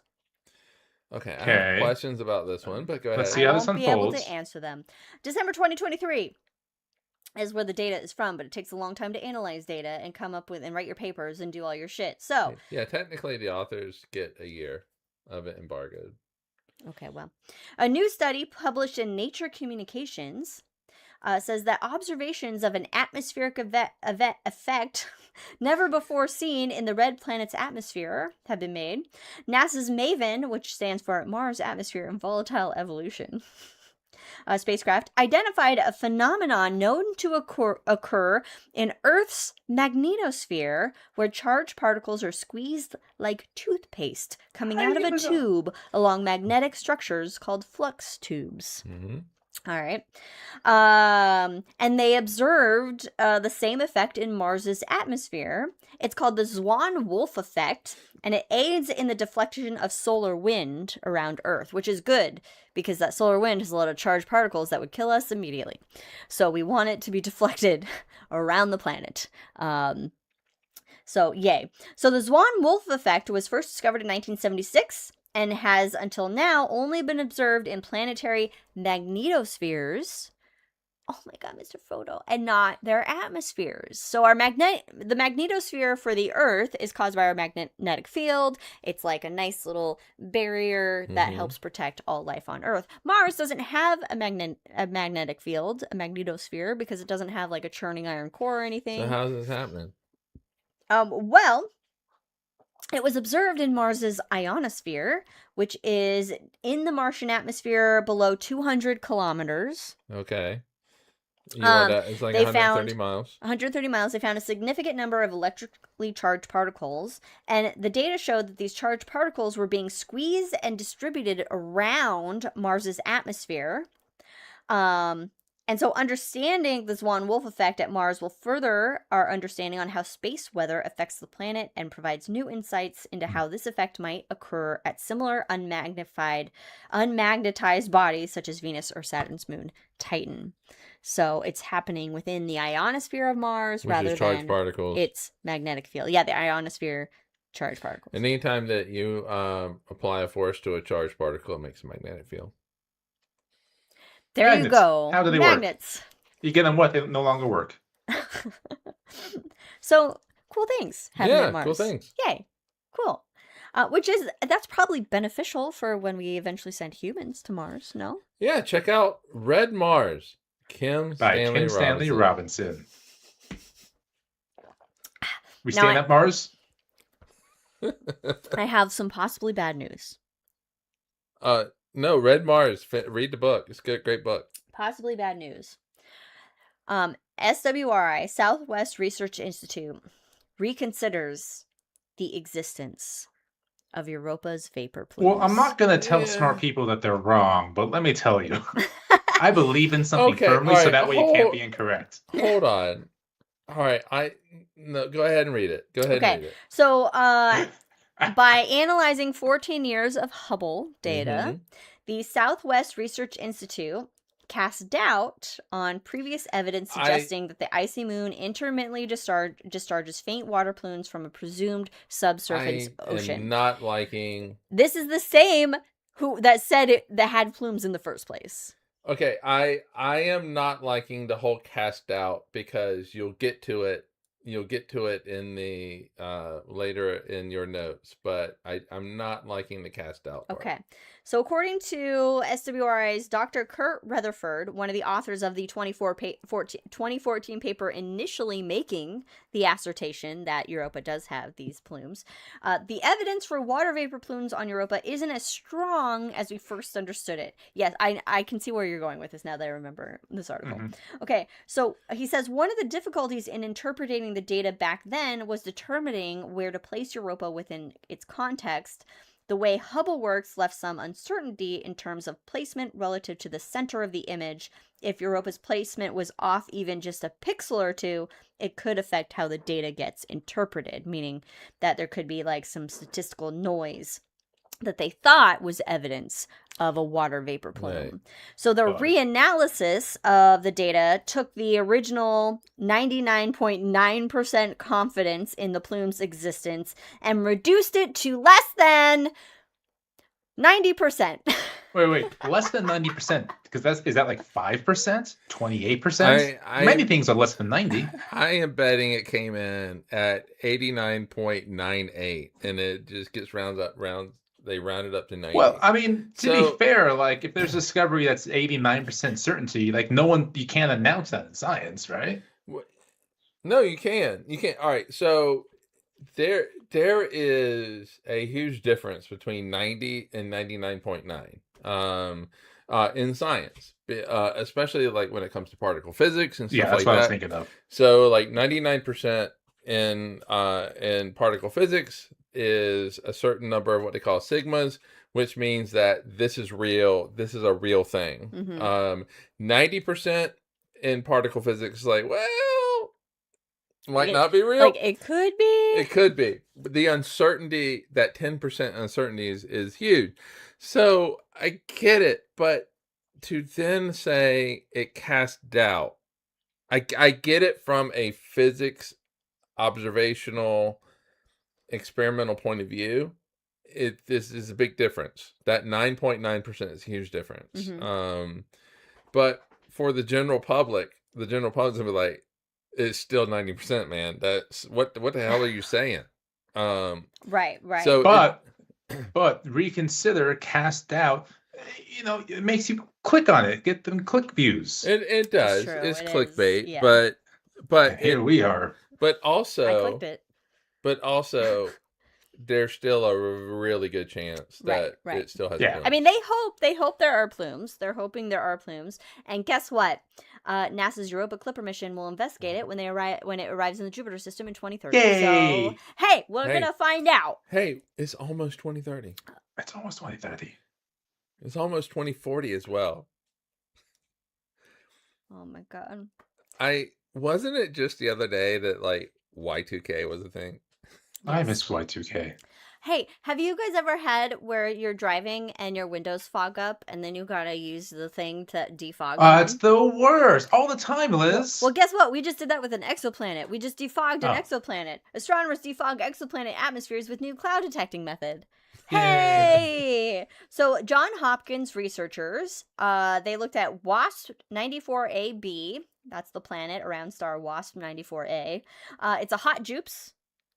hot Jupes, 700 light years away. And what they found was that this planet has sand clouds, that sounds fun, that form every morning but clear up by nightfall. I don't know why I doubled that sentence. So JWST, James Webb, at it again, helping with all kinds of research. Yes. Sorry, it sounds so you can't see during the day because of all this dust, but it clears up at night. It sounds like a real pitch black situation, right? Wow! Wow! What a reference! That's a reference. What a reference! Man. Okay, so it's the first. James Webb is the first to detect cloud cycles on a hot Jupiter exoplanet. By isolating the clouds, the researchers can more accurately measure the planet's atmosphere and provide like one of the clearest pictures of the planet's composition. The co-author and program principal investigator David Singh, a Bloomberg Distinguished Professor of Earth and Planetary Sciences at Johns Hopkins, he says, "We can finally pin down what the clouds are made out of and how they are condensing and evaporating as they move around the planet." They took separate measurements of WASP 94A's leading edge as it started to cross in front of the star, and then the trailing edge as the planet completed its transit. So as it begins to go in front, and then as it's exiting. So basically morning, evening. Morning and evening, that's exactly what it is. So the leading edge, the air flows from the night side of the planet to the day side. And so air flows from day to night at the trailing edge, making it the evening. And they found that the mornings are riddled with clouds made of magnesium silicate, a common mineral found in rocks, while the evening skies are clear. So there's two possible causes. That really is just a crazy sci-fi world. It is. I would say I'm going to put it out there and say that the majority of planets in this fucking universe are fucking wild. Oh yeah, planets be wild. Planets be wild. So hey, for more wild planets, which are the only stars. So there's two possible causes. One cause is that powerful winds might lift clouds high into the sky on the cooler side of the planet and then plunge downward on the hotter day side, dragging the clouds deep into the planet's interior and effectively burying them out of sight. Yeah. Okay. During sunset. The second possibility of what's happening is that it's similar to a morning fog burn-off.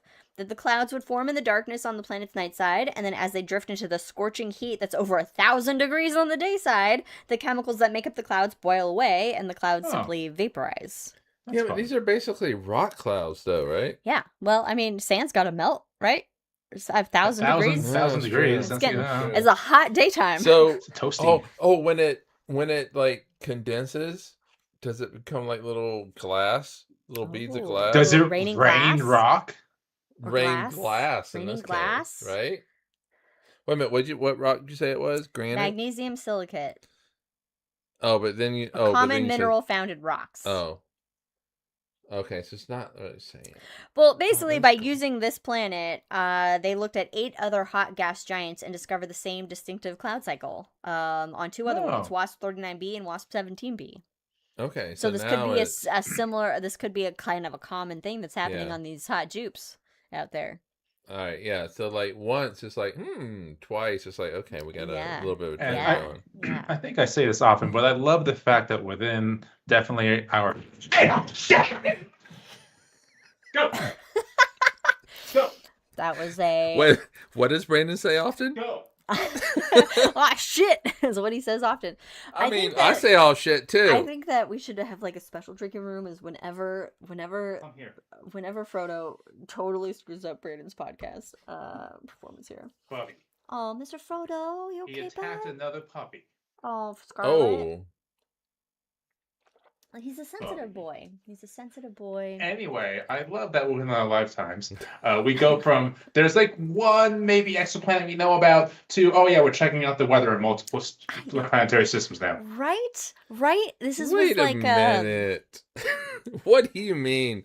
One exoplanet in your lifetime? No, like in what 88 was the first one discovered? Yeah, remember it was like they were so few and far between, and now it's like, oh hey, it's got like sand fog in the morning. Right? Yeah. and what telescope? James Webb. Okay, yeah, because this is what James Webb was one of the things it was designed to do. Yeah, so we're doing it. We're doing it. Which, yeah. We're doing it. To, We're finding fucking planets around binary systems, and we're looking at the atmospheres of hot jupes, and it's fucking right. sandy fog to mornings. Just piggyback on Brandon. Yeah, I mean, just to be able to sniff another planet's atmosphere. Yeah. It's very voyeuristic, but... well, what did I say earlier? Yeah, right? Stars. Huh? Uranus? Yeah. We're looking at you, Uranus. Looking at you through the binoculars, Uranus. But it's crazy, though. Like, we've gone from, in my lifetime, we've gone from Jupiter having 16 moons to having, like, fucking... a trillion. Whatever. To having only 9 planets in the solar system, to then 8, to then, holy shit, there's a lot of planets out. Mm-hmm. To the universe is kind of expanding, nice, gentle rate. We don't know if it's going to slow up. It's fucking speeding the fuck up because of something we don't know. Yes, which is not anything that we expected. Just so much stuff has just come down since 1998. Well, I got something else that's new and weird for you coming up right now. We're not done. We're not done with discoveries in the universe by a long shot. You ready for this? Astronomers may have discovered the tiniest odd radio circle. I changed it. I changed one of its radius to something you might. Okay. And these odd radio signals are known as orcs. Orcs. Son of a bitch. Space is back on the menu, boys. I couldn't think of anything better than that one. I was trying to think of something back on the menu, boys, but I was like... No, that's perfect. I think it's perfect. All right, it's so like little space pizzas the main reason I picked this article is because it said orcs. I was like, well, this is just meant for us. All right, so these all right, we're suspending all Lord of the Rings on this one. These odd radio circles are enormous ring-like structures that are visible only at radio wavelengths.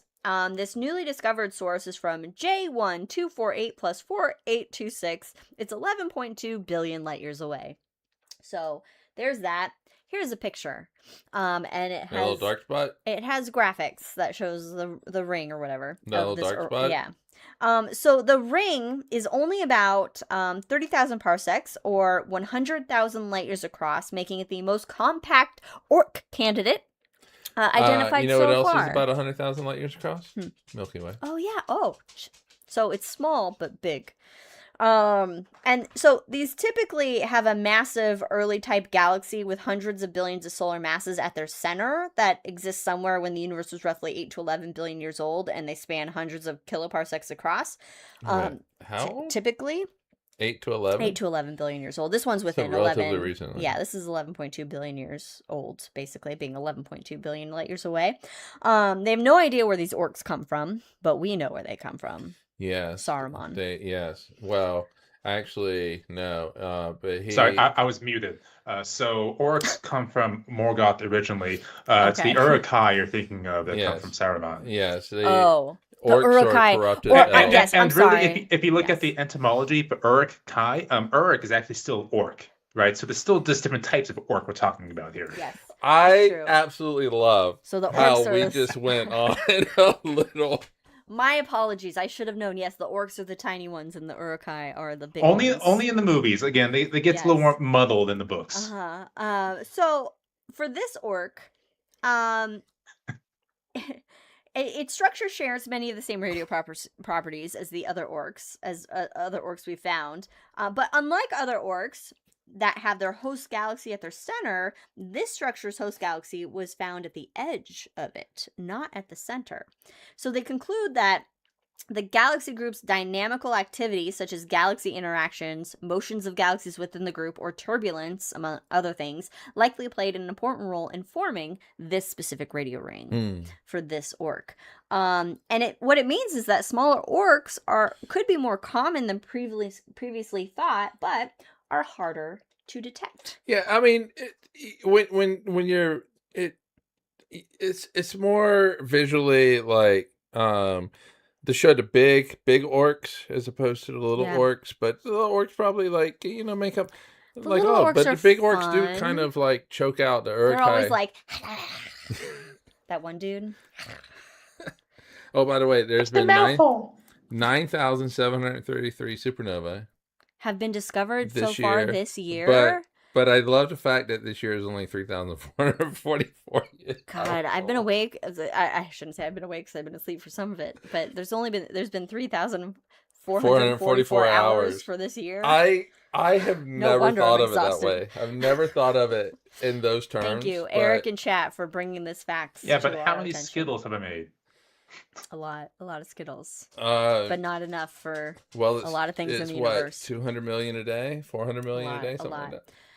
All right, everybody. So we did yeah. some orcs, which were fun. We gotta love our orcs out there. You know what?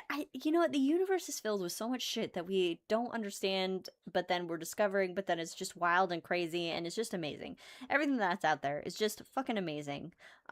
So I don't care what your meaning to life is, but just being able to be alive and being like, oh shit, there's something called orcs out there in the universe.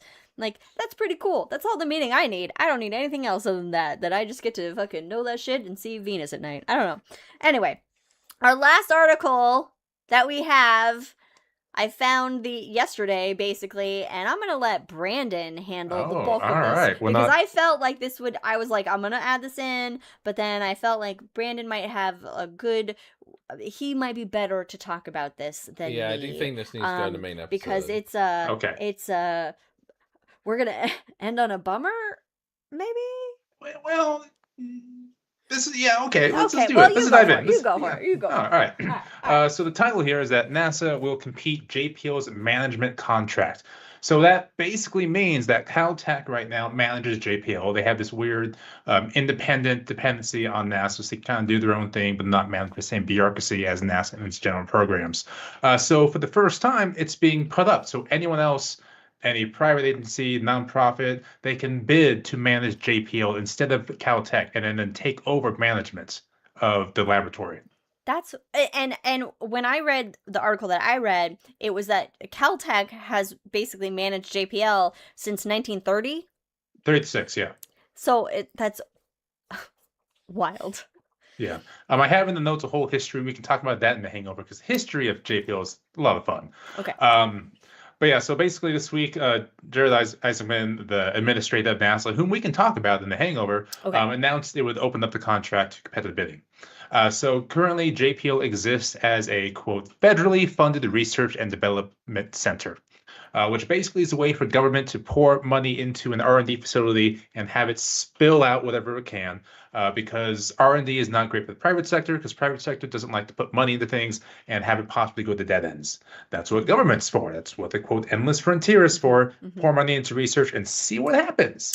And just to interject here, I mean, JPL has been responsible for so many amazing things in space exploration, such as the Mars rovers that are have and continue to rove on Mars, and we have been to JPL in their open house in what they call, and their mission control is known as the center of the universe, and it's an amazing place. We have a shot about the center of the universe, I believe. I think we do. So like the Voyager programs come from JPL. Ed Stone's program manager at the time for them. Other research institutes include like Los Alamos, Ames, the Radio Astronomy Observatory, Oak Ridge Laboratory, and a whole bunch of others that exist for this purpose. But again, for the first time, JPL is basically up for auction. I think it's hovering around 20 billion is the idea for the money. We can buy it. No, but I'm sorry, but 20 billion, what is very scary about this is there's individual people on this planet that have that money that's like nothing to them that could immediately buy it. The idea, so this is going through a whole NASA restructure at the time as well, with various centers and programs colliding and merging into each other. That's in the Hangover. We can talk about that. Some of that is good, some of that is bad, but honestly, well, questionable at least. But honestly, anytime somebody linked to the current administration makes a big change, I automatically cast major doubt on it. So with JPL, at least, the idea here is to find, quote, efficiency, strength of performance, and drive mission outcomes faster and more affordably. In theory, they're not saying that they're going to downsize or lay people off, anything like that. So in theory, okay, sure, you kind of want to try things out, but we will see.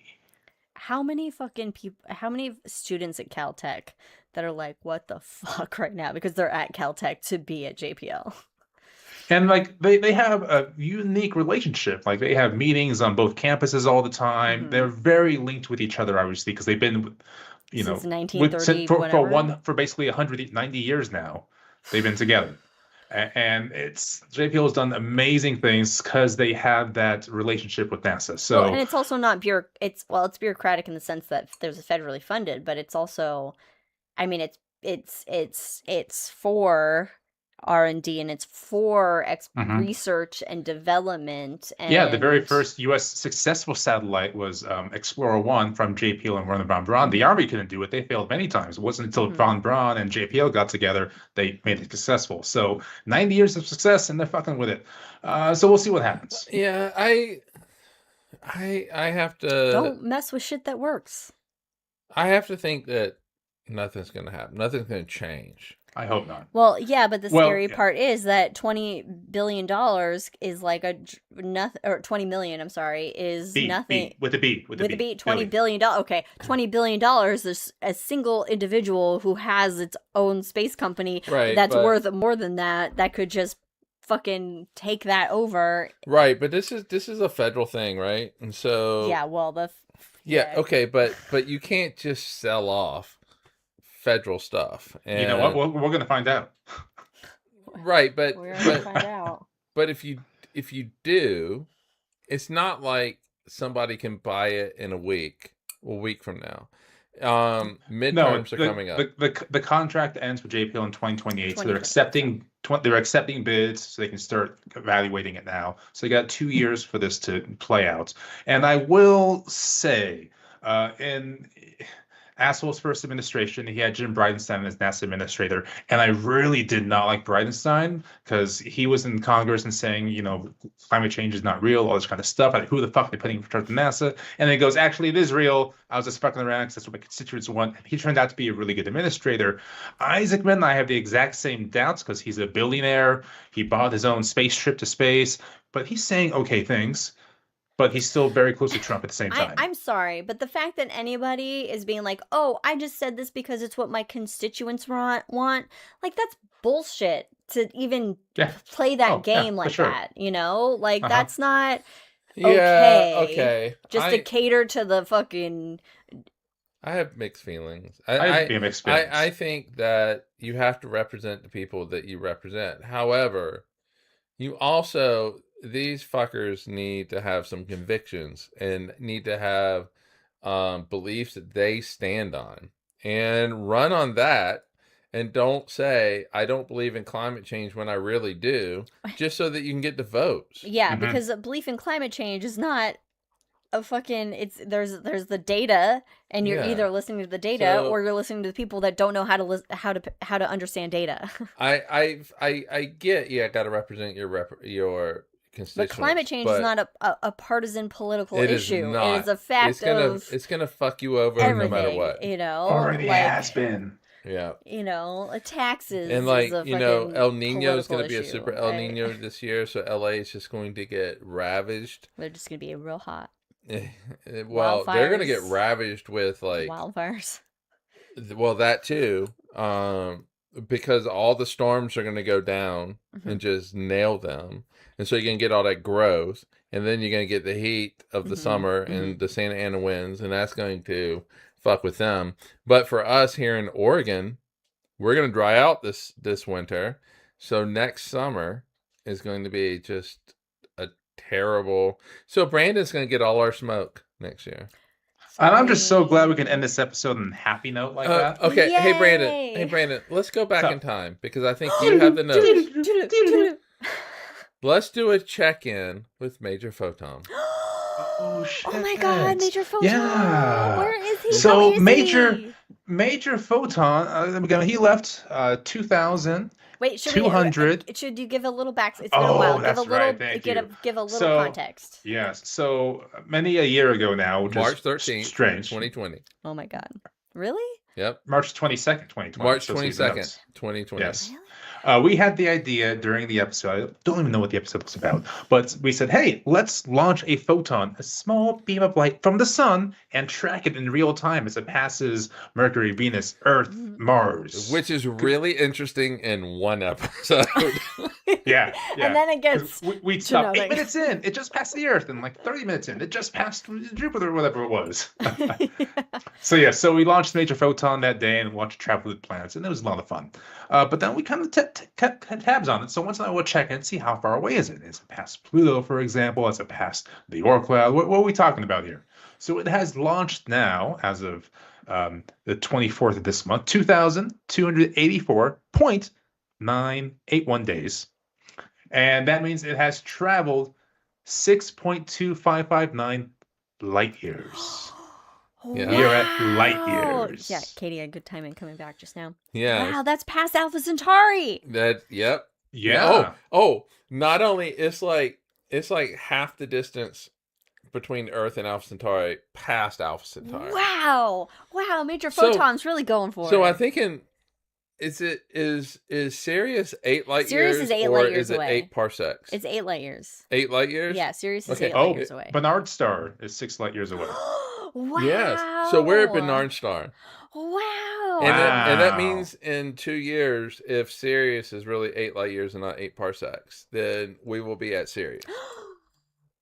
Wow. We're going places, folks. Man, Major Photon's on the way. Oh, you know what we ought to do? We ought to add a line that says, this is how many exoplanets we've discovered in this circle.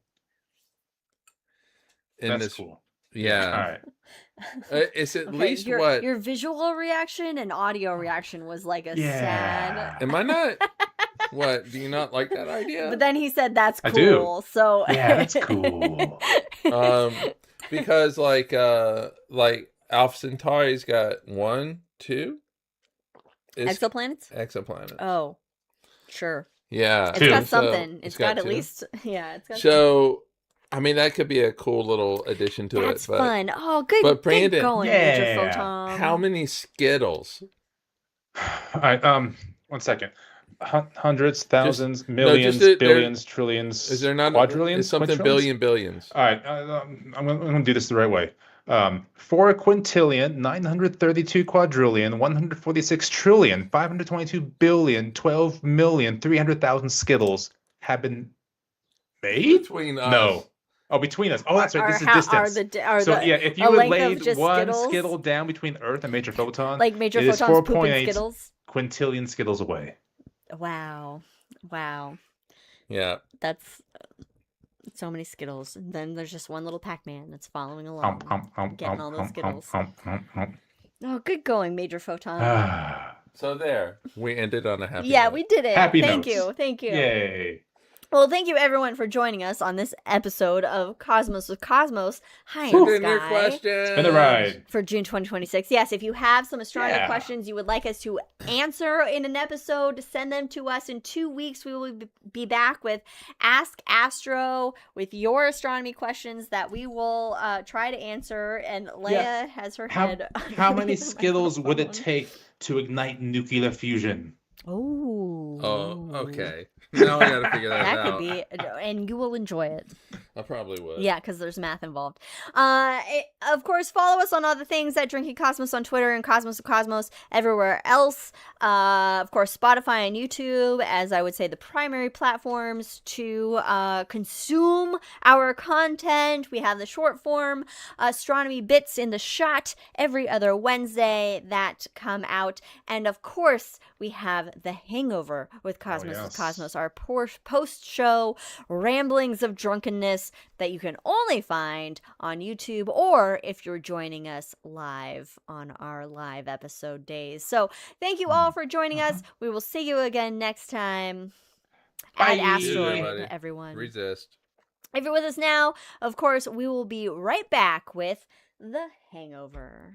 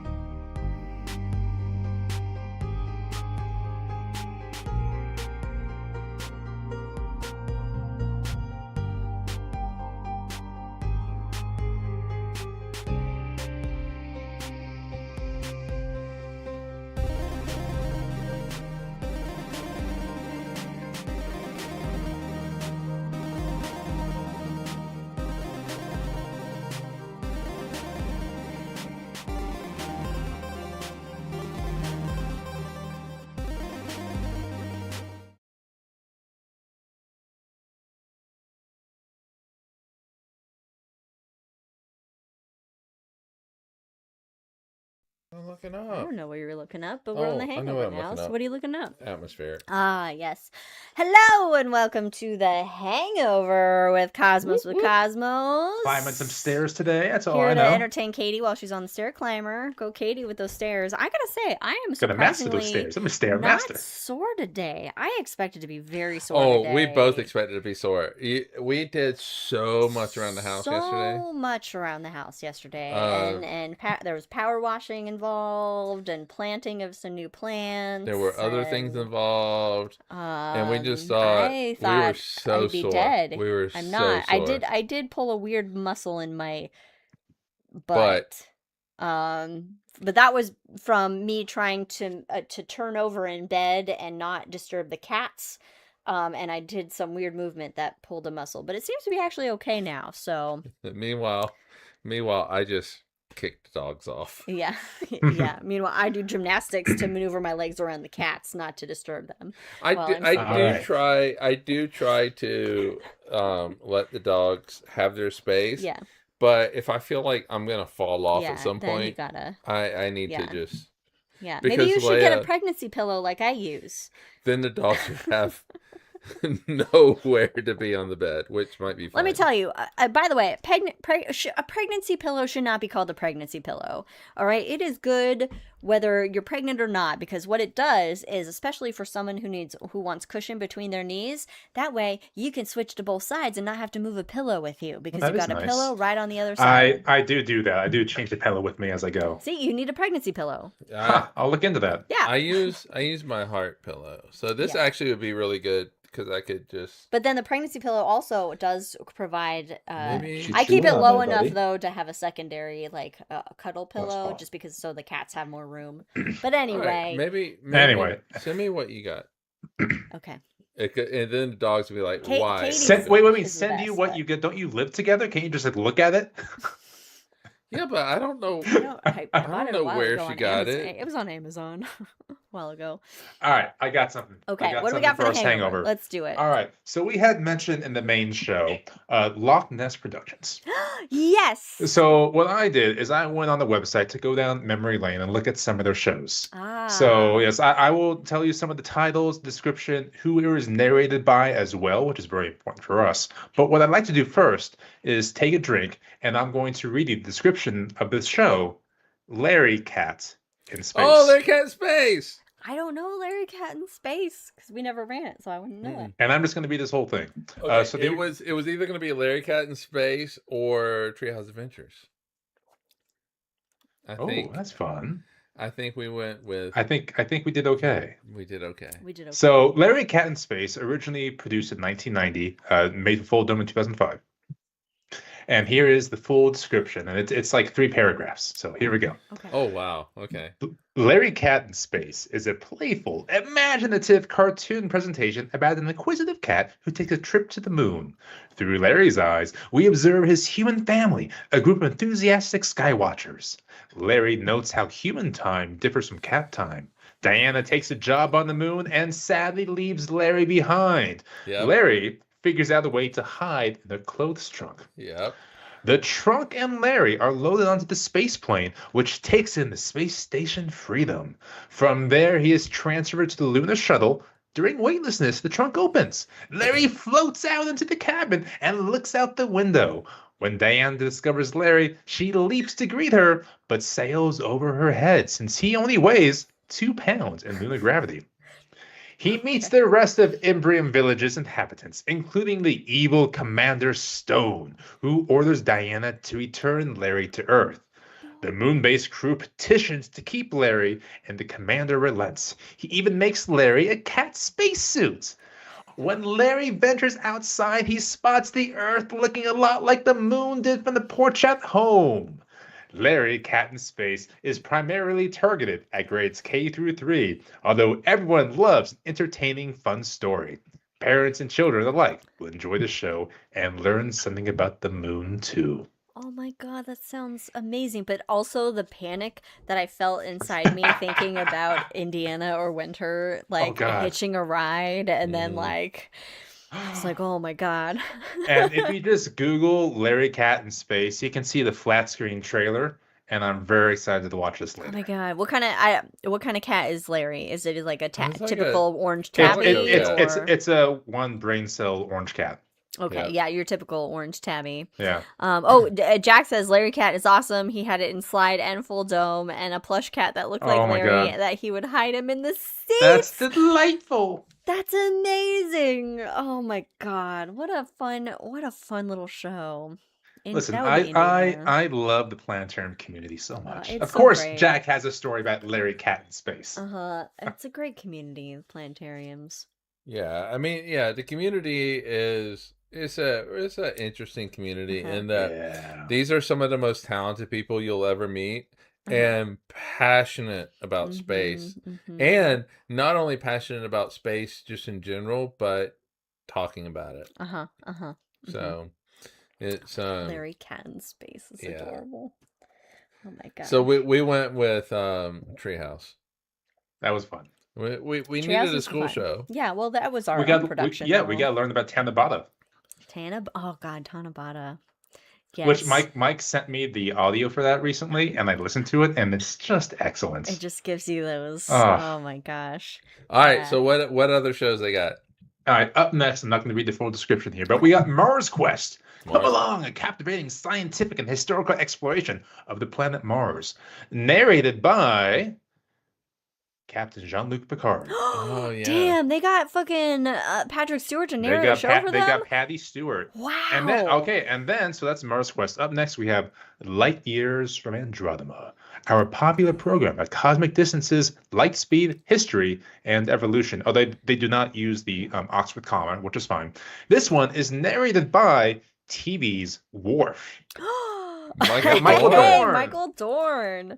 Wow. I never saw that one. Did Loch Ness do the that light pollution short? They did. Yep. Yeah, we did. We ran that light pollution short. Yeah. We had it as an option. Oh, what was the name of that? Yeah, but there was tied to a grant, so everybody got it for free. Yeah. Oh God, I can't remember what it was. Maybe Jack knows. Speaking of which, I don't know if I think we said this maybe a show, but we recently replaced our outdoor lights on our garage to down lights so that the light goes downward to help prevent or lessen the amount of light pollution that our house lights at night produce. Yeah, it would be great if we get our neighbors. Everybody should get the downspout.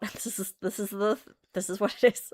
Downspout lights for their house. Downspout. I don't know what it's called. Just down directional lights. Down directional lights. Yeah, because all that light goes down and illuminates the ground, which is where you want it. You want the light on the ground. You don't want it out into space. No, thank you. Or the sky. Yeah. You know, with all the stars out in space, you would think that space would be brighter, but they're so spread apart that it's not.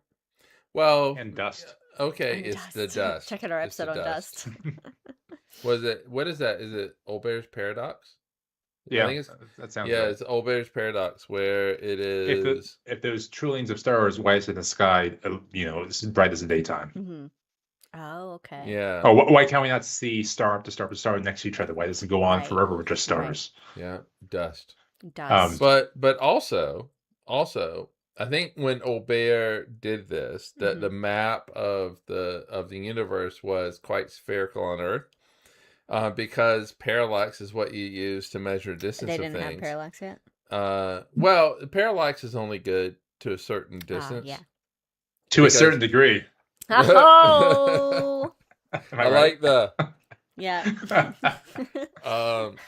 because the Earth's radius of diameter of its orbit is only so much. Right. So like if we were at Mars, we could get we could see further or measure further, I should say.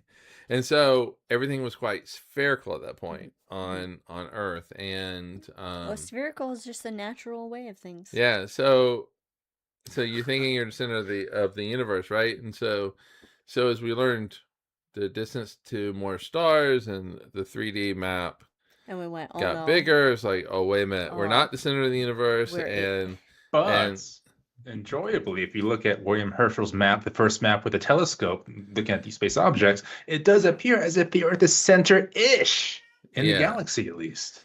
Yeah. So basically, though, dust plays a role, but also we're in the outer arms of the Milky Way, so we don't have. What, Sagittarius Hold on. arm? Hold on. I got to finish, and then we can move on. Okay. I was just saying what but arm we're on. Orion. The Orion arm. Orion arm. So we don't have a lot of stars above or below us, and so that plays a role as well. But dust plays the biggest role. Yeah. All right. Now because most of you know what? This is the second Paloma coming in, and my brain wasn't functioning. No, this is all of it. And I realized that stars are concentrated in galaxies, not just like spread apart willy-nilly in the universe. Yeah, so. I was going to talk about Jack the cowboy astronomer as well. That sounds fun. Going back to Loch Ness, skill-free woven tapestry of star tales and Native American legends. Explore the stars from a cowboy's point of view. Narrated by cowboy poet and the humorist Baxter Black. Baxter. Okay, I was like, Baxter, that's a new one. Baxter Black? Baxter Black. There's also Sky Quest, narrated by Roxanne Darson, a.k.a. Chief Engineer Planetarium from Voyager. Ooh. And one I definitely have to mention, Oceans in Space. The search for life in the universe begins deep in Earth's oceans and extends out to the stars. Narrated by Captain Benjamin Sisko. Oh, hey. Avery Brooks. There you go. Star Trek universe, well represented. Like they got some nerdy heavy hitters here. How did they get them? How much did they pay them? Oh, I don't know what it is, but I mean, God, they're like a small production company, but but I'll be honest though. The thing is like if you produce a show, it's like the holy grail is to get like a Sir Patrick Stewart or I'm Emily Watson. I'm Emily Watson. Thank you for doing that. There's a great story. There's a Planetarium show with David Tennant. And the story goes, David Tennant came into the studio. Are you gonna say the story, the show? I feel Liz can do the better accents. Oh, with the show. It's for the show. It's Tales of a Time Traveler. Yeah. Oh, okay. Yeah. Okay. So right, do it in the British. Hello, Governor. I'm Emily Watson. Tales of a Time Traveler. Yeah, that counts. So legend has it, he comes in, knocks the whole thing out in one take, and that's it. Nice. That's a pro's pro. Fucking professional. Yeah, we watched the latest Good Omens. Finale. Season 3, which is no spoilers. I haven't watched it yet because I don't know if I want to because I'm sad about things. You do. No, go ahead. You do. Go ahead. Okay. You do. Okay. You do want to watch it. I can watch that. You do want to watch it. I mean, it's crazy to get like a Doctor Who, one of the Doctor Who doctors, and then somebody from Star Trek, or if it's black holes and not cosmic just dragons. Liam Neeson's in there. He's done some shows. Jodie Foster, John Rhys Davies. Egypt. Stars of the Pharaohs. Yes, in this Sinuary River. Oh God, Stars of Pharaohs is one of my favorite Planetarium shows. That and Black Holes with Cosmic Dragons. Yes, somebody asked me, when did Black Holes come out? Like, what Black Holes? There's been so many Black Hole shows. Yeah. Which one? But the only one that matters is with John Delancey. Horse and Buggy Days. Horse and Buggy Days. Yeah, that was Planet Hunters. That wasn't Planet Hunters. No, that was not Planet Hunters. Planet Hunters was ours. That was the one from Clark. It was the Exoplanet show. Yeah. But it was. See, I like the Exoplanet show, but the problem with that is it was like 43 minutes, which means I had like 2 minutes to talk about what I want to talk about. Yeah. So that was a little tough. Yeah, I know. So Jack says they were small producers, but they knew how to market a wide range of customers. They're very successful. But I enjoyed working with Mark and Carolyn. Mm-hmm. Mark Peterson, Carolyn, Colin Peterson. Mm-hmm. When it came to the couple of times that we hosted a conference at where we were, they were enjoyable to work with. I went in after hours with Mark. We got all his stuff programmed in and all that kind of stuff. Mm-hmm.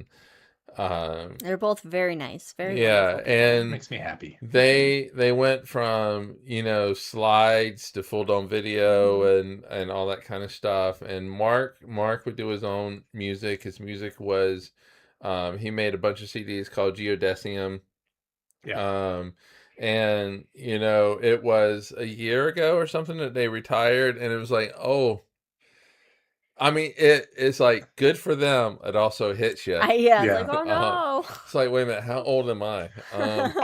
One of my favorite things back when I was installing planetariums and going to all these planetariums around the world is looking behind the domes, and almost all of them had those old slide set projectors. It's like, look at all this. Like, it's fun seeing it go from 1960s to the 80s to today. And it's a fun progression. So, and sometimes it would be like the same person. Oh yeah, I was running this back in 1968. Like, oh Jesus. yeah, like Dorrance Planetarium, where I started. Which you started. Not where you started, which you started. They should not be named. Yeah. No, Dorrance. Oh, I'm sorry. Yeah. I did not mean that Carolinas? one. Gibbs Planetarium. Gibbs, Yes. there we go.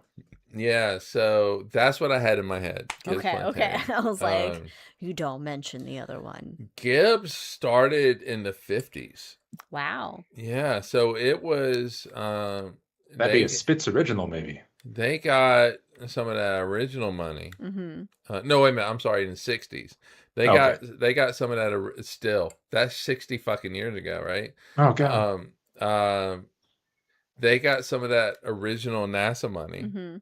It was the Sputnik freakout, and Gibbs Planetarium basically capitalized on that. Where, hey, we have to educate people about the universe, and that hopefully leads to, I don't know, fields, people going into fields of astronomy and astrophysics and things like that. And so my original dome, Gibbs, had a plaster dome.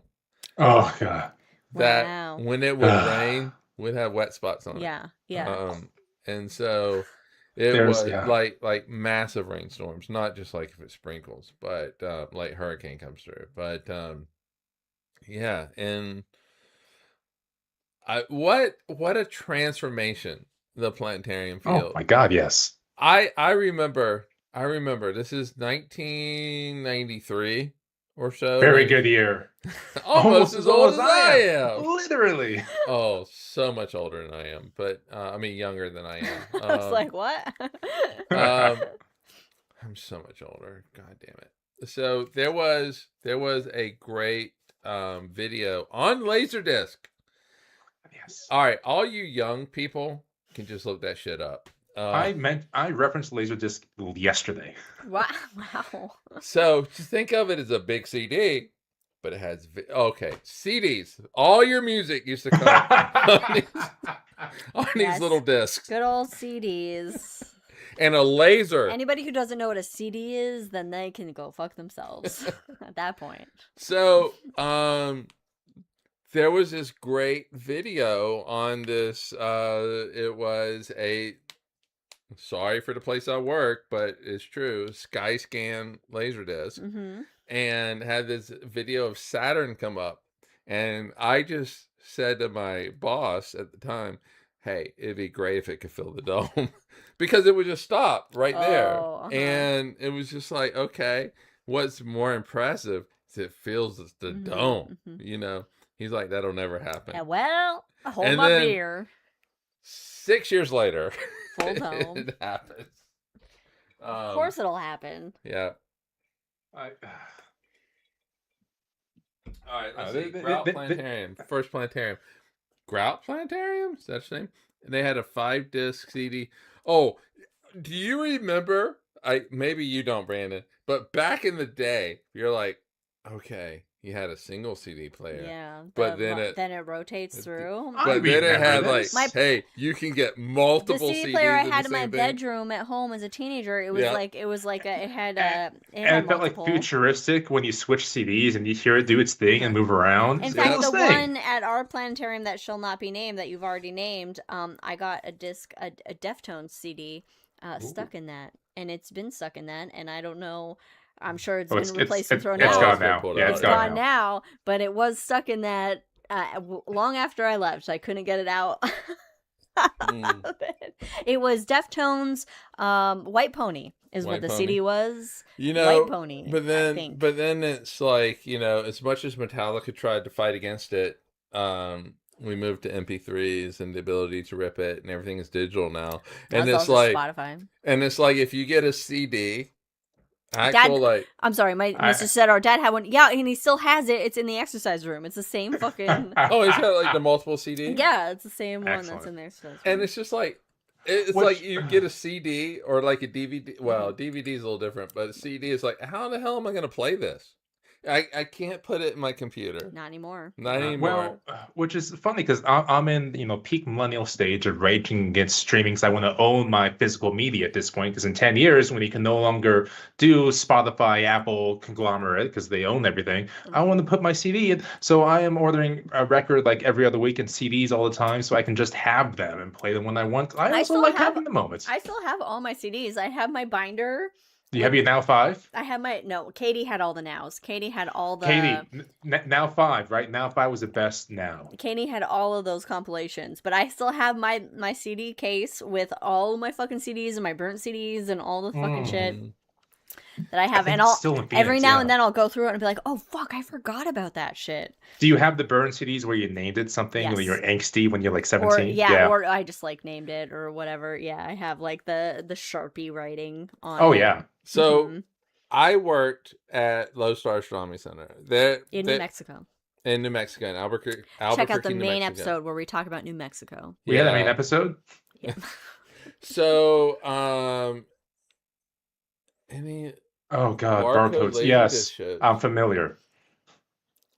Oh, no, we didn't have that. We did not have that. Oh, shit, no, we didn't have that. But anyway, there was... Oh, I cannot remember his name at all. But there was me and this guy, and we shared an office. And it was supposed to be... Keep going, I'll be... It was supposed to be... me, this guy, and we were supposed to share it with other people, but it was really just me and the guy. And all we did all day long was download MP3s. We had literally thousands of them, and thousands of them. And it was called the Lodestar Astronomy. We had a name for it, but yeah, it's something project, and we were just getting all, whether we liked the music or not was irrelevant. We were just getting that shit. You're just getting them. You got to own it. Yep. This would be a thing for Liz or Katie probably. I'm assuming Mike was above this at the time, but my big one was LimeWire to get the MP3s. Oh no, I use LimeWire. Why would I not use LimeWire? I don't know. I just felt like you would know better. LimeWire. That's the one that we used in Albuquerque because Oh, she got the CDs. Yeah. So there are still some songs that I hear on the radio, and I still wait for the weird tags I downloaded from. Like, where's K-Rock at in this? Yeah. When you were young. So when we were at Lodestar, you got it. Yep. So Napster had already was having issues with Metallica and stuff. So we used LimeWire. Oh, yep. Yeah. You know, Excellent. We should go to Vinny's and get a CD player. Or throw in copper. This is my dad's live CD that I stole. I stole his Throwing Copper CD. You can join me in having a record player. It's also a Bluetooth player and a CD player, and just all in one go. Oh, nice. Now I'm trying to see if I have some local band stuff in here. Wow. Oh, this is Romeo and Juliet soundtrack. Of course you got that. Oh, the DiCaprio? Yeah. Yes. Do you buy my Timothy? Is there any other Romeo and Juliet? Is that the Spider-Man soundtrack? No. Wait a minute. It looked like it. Because it's not, but I don't know what. Because the first song in the Spider-Man soundtrack is Dashboard Confessional. Like, hell yeah. Oh God, no. Vindicated. I am selfish. I am wrong. Oh yeah. Katie's back on that. Here's some burn ones. This is just a mix, and it says A local band, Something Must Die, Meshuggah, Opeth, Poison the Well, and Dillinger Escape Plan. Oh, you don't name it. You just say what's on it. I guess I did just say what's on it. That's so Botch. pragmatic of you. I know, right? I had a coworker when I first started my first job. He was great. His name was Mike. But we called him Mike, and he brought me a Judas Priest album. Painkiller. This just says local comp. I don't know what that is. Comp USA. Oh, you can't put. And then CDs I have a like bunch that. of CDs that I. Whoa! What are you doing, Liz? What are you doing? Liz, Oh, what are you here we doing? go. Disc number Yo, 2, and it's just a mix of things. And you're Why would scratching you the put back of him CDs right like now? that? Fozzy. Deal meals. Fozzy, Chris Jericho's band, Fozzy. You Chris completely. Jericho had a band? He did. Oh my god! Let me have the top Oh one. my god. Oh, it's got marks on it. Ugh. Oh god, it's fine. Oh, and then also in my CD case is a news clipping of Dimebag Darrell's being shot and passed away. Jesus. Guitarist of Pantera. So I saved that from 2004, I think it was. Oh, 5 were dead? I thought it was just 5? him. No, multiple people died in Columbus, Ohio. Well, it is that Ohio. that hit me. That hit me hard, clearly. All right, so Hangover. People are watching. Wow, As much we as I- we Are people took watching? we took We a are- detour. Way off. What did we start? Oh, that's right. Loch Ness. We can talk about JPL, the reorganization of NASA. Okay, I don't know. hold on. All right, so because there actually is a drunk history about the start of JPL. Oh, there is, yes. All right, what religious affiliation is JPL associated with?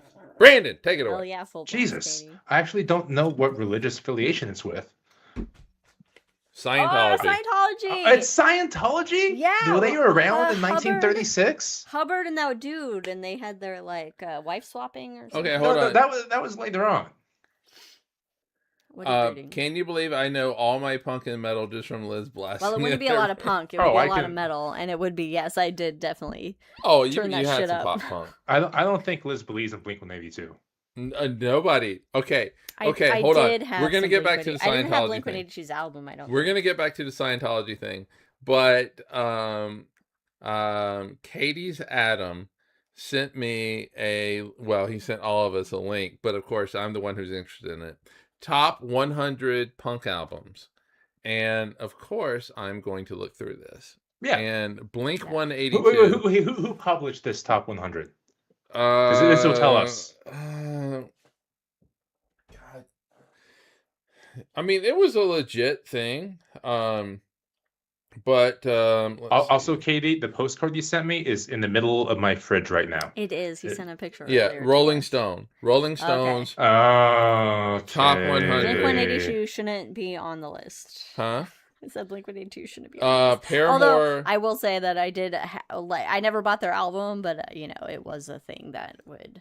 Paramore is number 99. Number 100, DRI. And so there's quite a few where it was like, you got an interesting definition of punk, but Blink-182 was in there, and I was like, no, I wouldn't No. consider them punk. Blink-182 is not punk.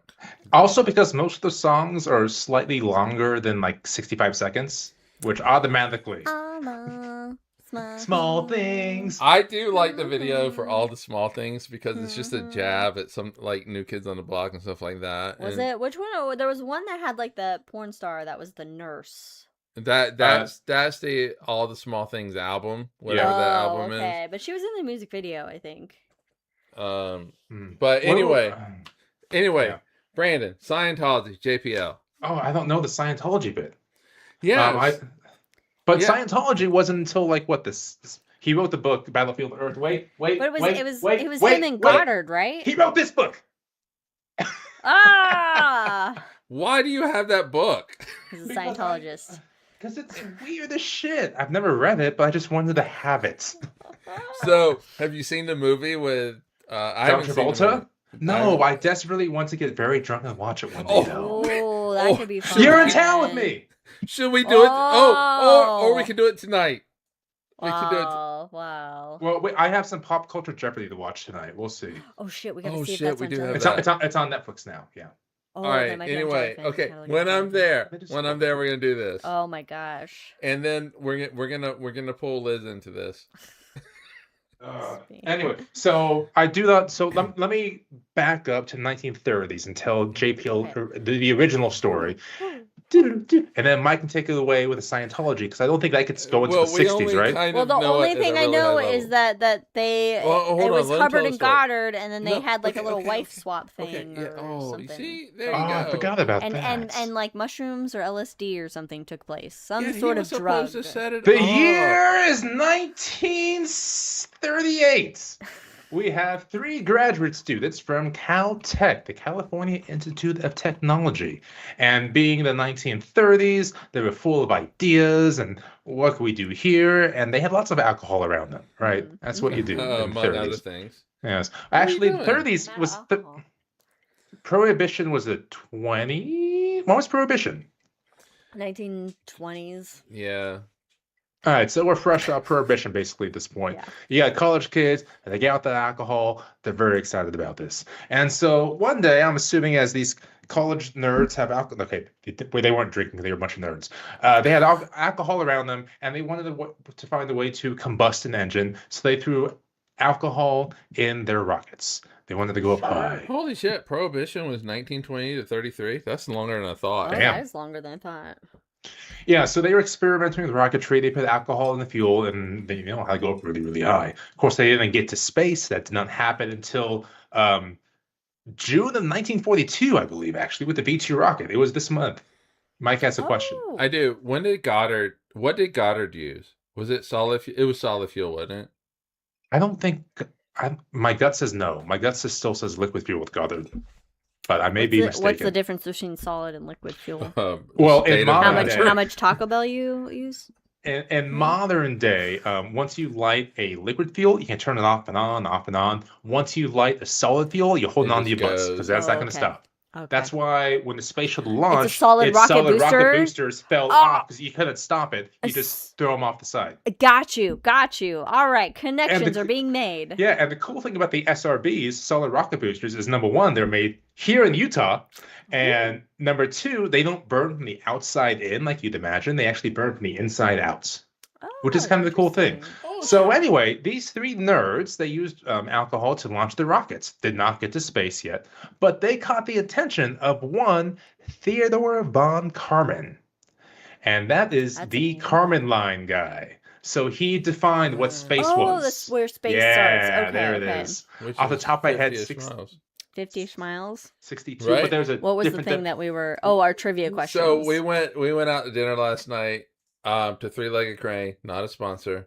And when we go, we do that. We do Trivial Pursuit. They have a bunch of games, and so we find the Trivial Pursuit cards. And that was one of the questions last night. And by the way, Goddard used gasoline as his primary fuel, liquid, and then he paired it with liquid oxygen. Lux. Okay.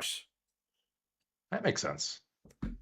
Yeah. So this future legend became their what do you call it? Dissertation professor. If we're going full drunk history on this, their dissertation professor. Okay. And so he started working with these 3 graduate students, and they built it out. And eventually, they were blowing things up so often that Caltech was like, "No, let's just move you out of your dorm. You're going to burn shit down and move you into this little location, quote, across the pond," they called it.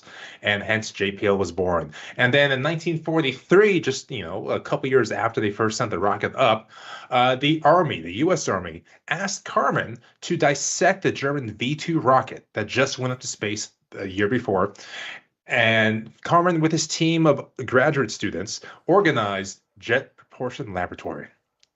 So from there, in 1954, JPL and Werner von Braun, they teamed up. And Werner von Braun, if you don't know, was collected in the old Project Paperclip.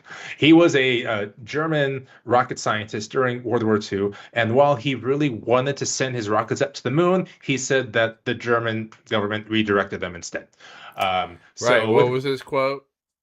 I don't what it remember is. it like precisely, but he basically paraphrasing says, "Yeah, we invented a rocket, but it landed on the wrong planet." Basically, Oh, yeah. Yeah. okay. As a whole thing of running, we have not had an episode on Mom Braun. We should. All right, It's a add it to the list. fascinating subject. All right, that's going Add to it be to the a couple of list. weeks from now, All a few right. weeks from now. Well, definitely Oh. more than 2. Yeah, more Yes. than 2.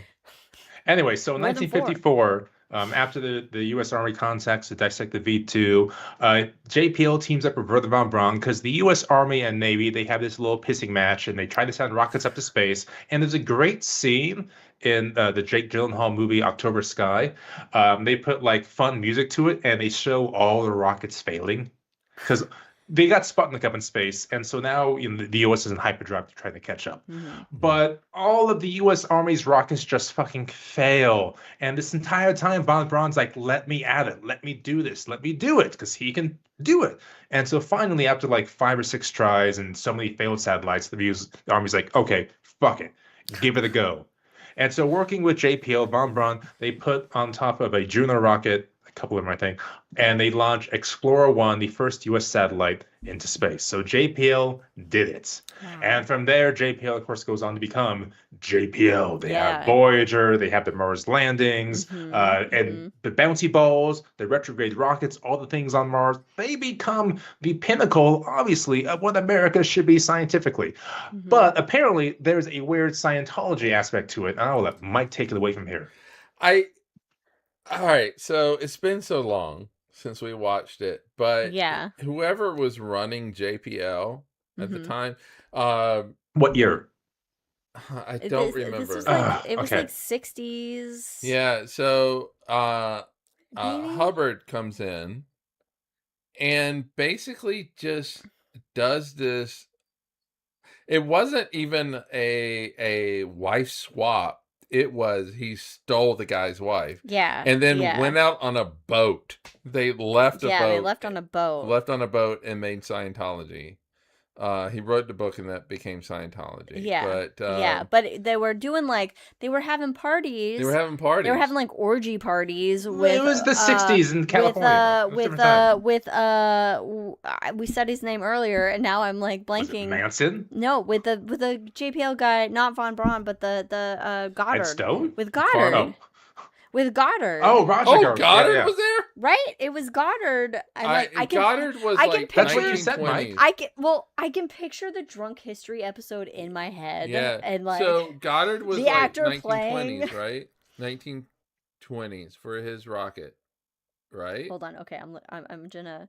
Jesus. When did? All right, look it up, Brandon. But yeah, so there's this whole weird thing where L. Ron Howard is Hubbard, right? Because I'm thinking I'm trying to combine Ron Howard with 1926. Yeah, and this L. Ron Hubbard. Yeah, basically. Okay, Jack Parsons. Parsons. That's holy shit. Is. Yes, and it was it had to do with sex magic, and Aleister Crowley was involved. So everybody go watch Drunk History. It was Jack Parsons, Ed Foreman, and Frank Molina and invented the Jetto rocket in 1937. Oh God, I'm trying to find more on this. No, it wasn't. Anyway, so that is the connection between JPL and Scientology. Before Scientology was Scientology. It's basically connection between JPL and Hubbard, but not necessarily. There is a connection. There is a connection, but not necessarily There's with always Scientology. A 6 degrees directly. of connection. Oh shit! Yeah, that's true. So check out Drunk History. Not a sponsor, not associated in any way. But the idea for this kind of entire associated. podcast. If we can rewind the clock, Liz. Back in 2016-ish. No, I was still living in Phoenix. 2014, I think it was. We did like the progenitor of Cosmos with Cosmos. We tried doing a drunk astronomy, pure ripoff, because it was in the house. It was in your Yeah, house back in the yeah, day. yeah. I yeah. don't remember what the topics were, what it was, I think black or holes if was recordings still one. exist. But didn't we try to do it in the same manner? Like, try to recreate We things? tried. That we was the did. initial thing, was trying to do that, and then we realized quickly It's not that gonna that was work. not gonna. Uh-huh. We No. don't have Well, any of the resources to make that happen. Oh, yeah, no. So Oh, then it became, let's just like drink and get drunk while talking about shit Yeah. ourselves, rather than have like a reenactment But happen That on was top over of it 10 years ago. but you were the first, Liz, to get that were like, real. no, this is not gonna work. Yeah, because tried. I was like, we don't have the infrastructure for this to be a 1-to-1 Yeah, and we probably would get into so much trouble with it. Oh, for sure. But then we But hey, that's how you got Cosmos to Cosmos, us drinking and just talking about space when we as we feel like it. Yeah, and we always feel like it. That's Oh, the and- problem. That's and- why we're 2.5 hours into this thing. Mm-hmm. By the way, that has peach vodka in it, just so you know. Yeah, that's fine. I'm Okay. just gonna get a weird alcohol rash from the sugar. All right. It's fine. Yeah, and so, Cool. but if you go back and you look at, I think it was like season 2 that we really kind of figured out how to do this. Season Yeah. 2 or 3. Yeah. Because season 1 is very different from. Oh, God. Well, there were no video recording evidence of it. No, it was no. all... Also, I will never go back to listen to the first couple episodes. I will not do that. But also it was the way that we did it, Yeah. where we each had a topic. Yeah. Oh, and- yeah, that was kind of fun. Yeah. But yeah, that ultimately was the birth of the shot as well. Like, let's just have our own topic for 5 or 10 minutes or 15 minutes or 20 minutes. Yeah. And also the birth of the hangover, which is when we just get on a fucking roll and just A hangover is a great idea. go on to miscellany conversations versus the main topic. And what a ride this is! It's One has it's been a fun ride. from Loch Ness to Oh, yeah, sex it's fun. parties. Yeah, you with never know what's JPL. gonna happen in the hangover. It can go It's only stars from here. Yeah, Mhm. there's been no politics this time. Wow. do you no, wanna add in a no. We haven't talked about the National Reorganization I yet, know, but that's we okay. were supposed to in this hangover Because talk more my about drink's it, name but was faster, cheaper, better, and that this callback was the whole thing. I don't think we need to do that. We don't we're need to. We're in a good mood. we're being happy We're in a good mood. and pleasant. Hey, Mhm. hey, Brandon, have you seen War Games? Yeah, the only way to win is not to play. So we should watch War Games. You want to watch? That- We can watch War. I've never seen the, it. the, I've the, never the seen first it. I know five, of it, and I've never the seen first 5 minutes of War Games is fucking intense as shit. Like, it's so well done. I was not it. And expecting it's that with ride. Ben Matthew Savage, Broderick. right? Ben Savage. Oh, Matthew Broderick. Yeah, Okay, I don't know why I was thinking it was the Yeah, Ben Savage. from, No, from Godzilla. but he Okay. logs in. From He logs into Godzilla. NORAD with a modem, and he puts his phone on a fucking. It was. I'm like, yeah, that's the way it was back in the day. That's the Well, way it was. I am way all back in the for day. Alright, we can watching watch again War this first Games. few minutes. It's phenomenal. We can watch War Games. I've got some pop culture Jeopardy, and then I would like to I'm going to recommend a dogs. couple Hot shows. dogs. I'm going to recommend a couple shows. Obviously, we're not sponsored by these. We're just recommending them as normal, everyday people who like things. What gave it away? I would like to recommend New Zealand Spy. Oh yeah, it's fun. If you have a That's fun. streaming platform where it's a gray legality area, New Zealand Spy. It's What's that about? if you know of like shows like Get Smart, where it's like Yep. a parody Yeah, comedy yeah, spy yeah. show, it's like that but New Zealand and modern, but not What's- modern, but also What's it called again? New Zealand Spy. Yeah, it's not That's even. so to the point. It's great. It's very And- funny. Like, it's like physical comedy. It's like pun comedy, slapstick. and It's they're good. they're spying on Australia, And they're spying which on is the Australia, which is really funny. So, And they're way Um, different. Like, Australia says, "Where's the car?" And New Zealand's like, "Where's the car?" Completely different accents. it's great. So New Zealand Spy, also Widow's Bay. yeah, Widow's Bay entirely different. is like a kind of like a horror thriller, but also comedy. So it has kind of like a very cheeky comedy style. That when I read the review, Britt they McKenzie? were bringing like Parks and Rec into it, and I was like, okay, I can get a little Parks and Rec vibe from it, but it has like a horror vibe to it, but comedy. So Widow's Bay. You didn't tell me that Flitwick is in New Zealand Spy. Oh God, which one's Flitwick? Because in the Elf in Lord of the Rings. Yeah. Oh, I'm sorry. yeah, yes, yeah. Flight of the Conchords. Yeah, Elf in Brit. he's the main guy. He's Well, not the main He's guy. the main guy? He's Oh. not the main guy. No. He's He's like the main chief. space. He's like the chief spy agency guy. That guy. makes me happy. He's like the head of the spy I'm gonna agency. find a way to watch this. So that's funny. There's also somebody that I'm only familiar with through Taskmaster that's in it. So for Katie, that's for you. Yeah. So yeah, there's also Big Mistakes with Daniel Levy. Yeah, I've heard that. I It's wasn't fun. sure how much into it I was gonna get into but it, but I did enjoy it. At first I was kind of like, but then I was like, oh no, this is actually pretty funny. That's how I felt about Schitt's Creek the first couple episodes. Yeah, Like, it's a bunch of rich people, and turns out amazing. It's amazing. Yeah. So the Big Mistakes is pretty good, and those are our top recommendations as of right now, I think. Yeah. Yeah. I did start watching The Artful Dodger, and it's Is that a BBC production? Sounds like. I don't know. We're Sounds like watching CBS. We're watching it through. I should say I'm watching it through a certain platform, and so I would like to say, Jack comment, Taskmaster, New Zealand flavor is a favorite. New Zealand Taskmaster? Oh, they have We New haven't Zealand? watched the New Zealand Taskmaster. We've God. only watched, and we're behind on the normal Taskmaster. We're many seasons behind at this point on normal Taskmaster. But, All right. yeah. Well, I am going through Something bad is gonna happen. Okay. Zelda Ocarina of Time again. So that's fantastic. Well, I would love to, I'm doing my except best. we lost our Switch. I'm doing it on the Analog 3D, which is a HD remaster of the N64. You stick your cartridge in, and you're off and running. Plays in a dome, fun fact. Wow. Yeah, so that's a fun watch. Trying to catch up on For All Mankind as well. We got Pop Culture Jeopardy to watch, of course. Oh God, and we gotta see if that's on Netflix.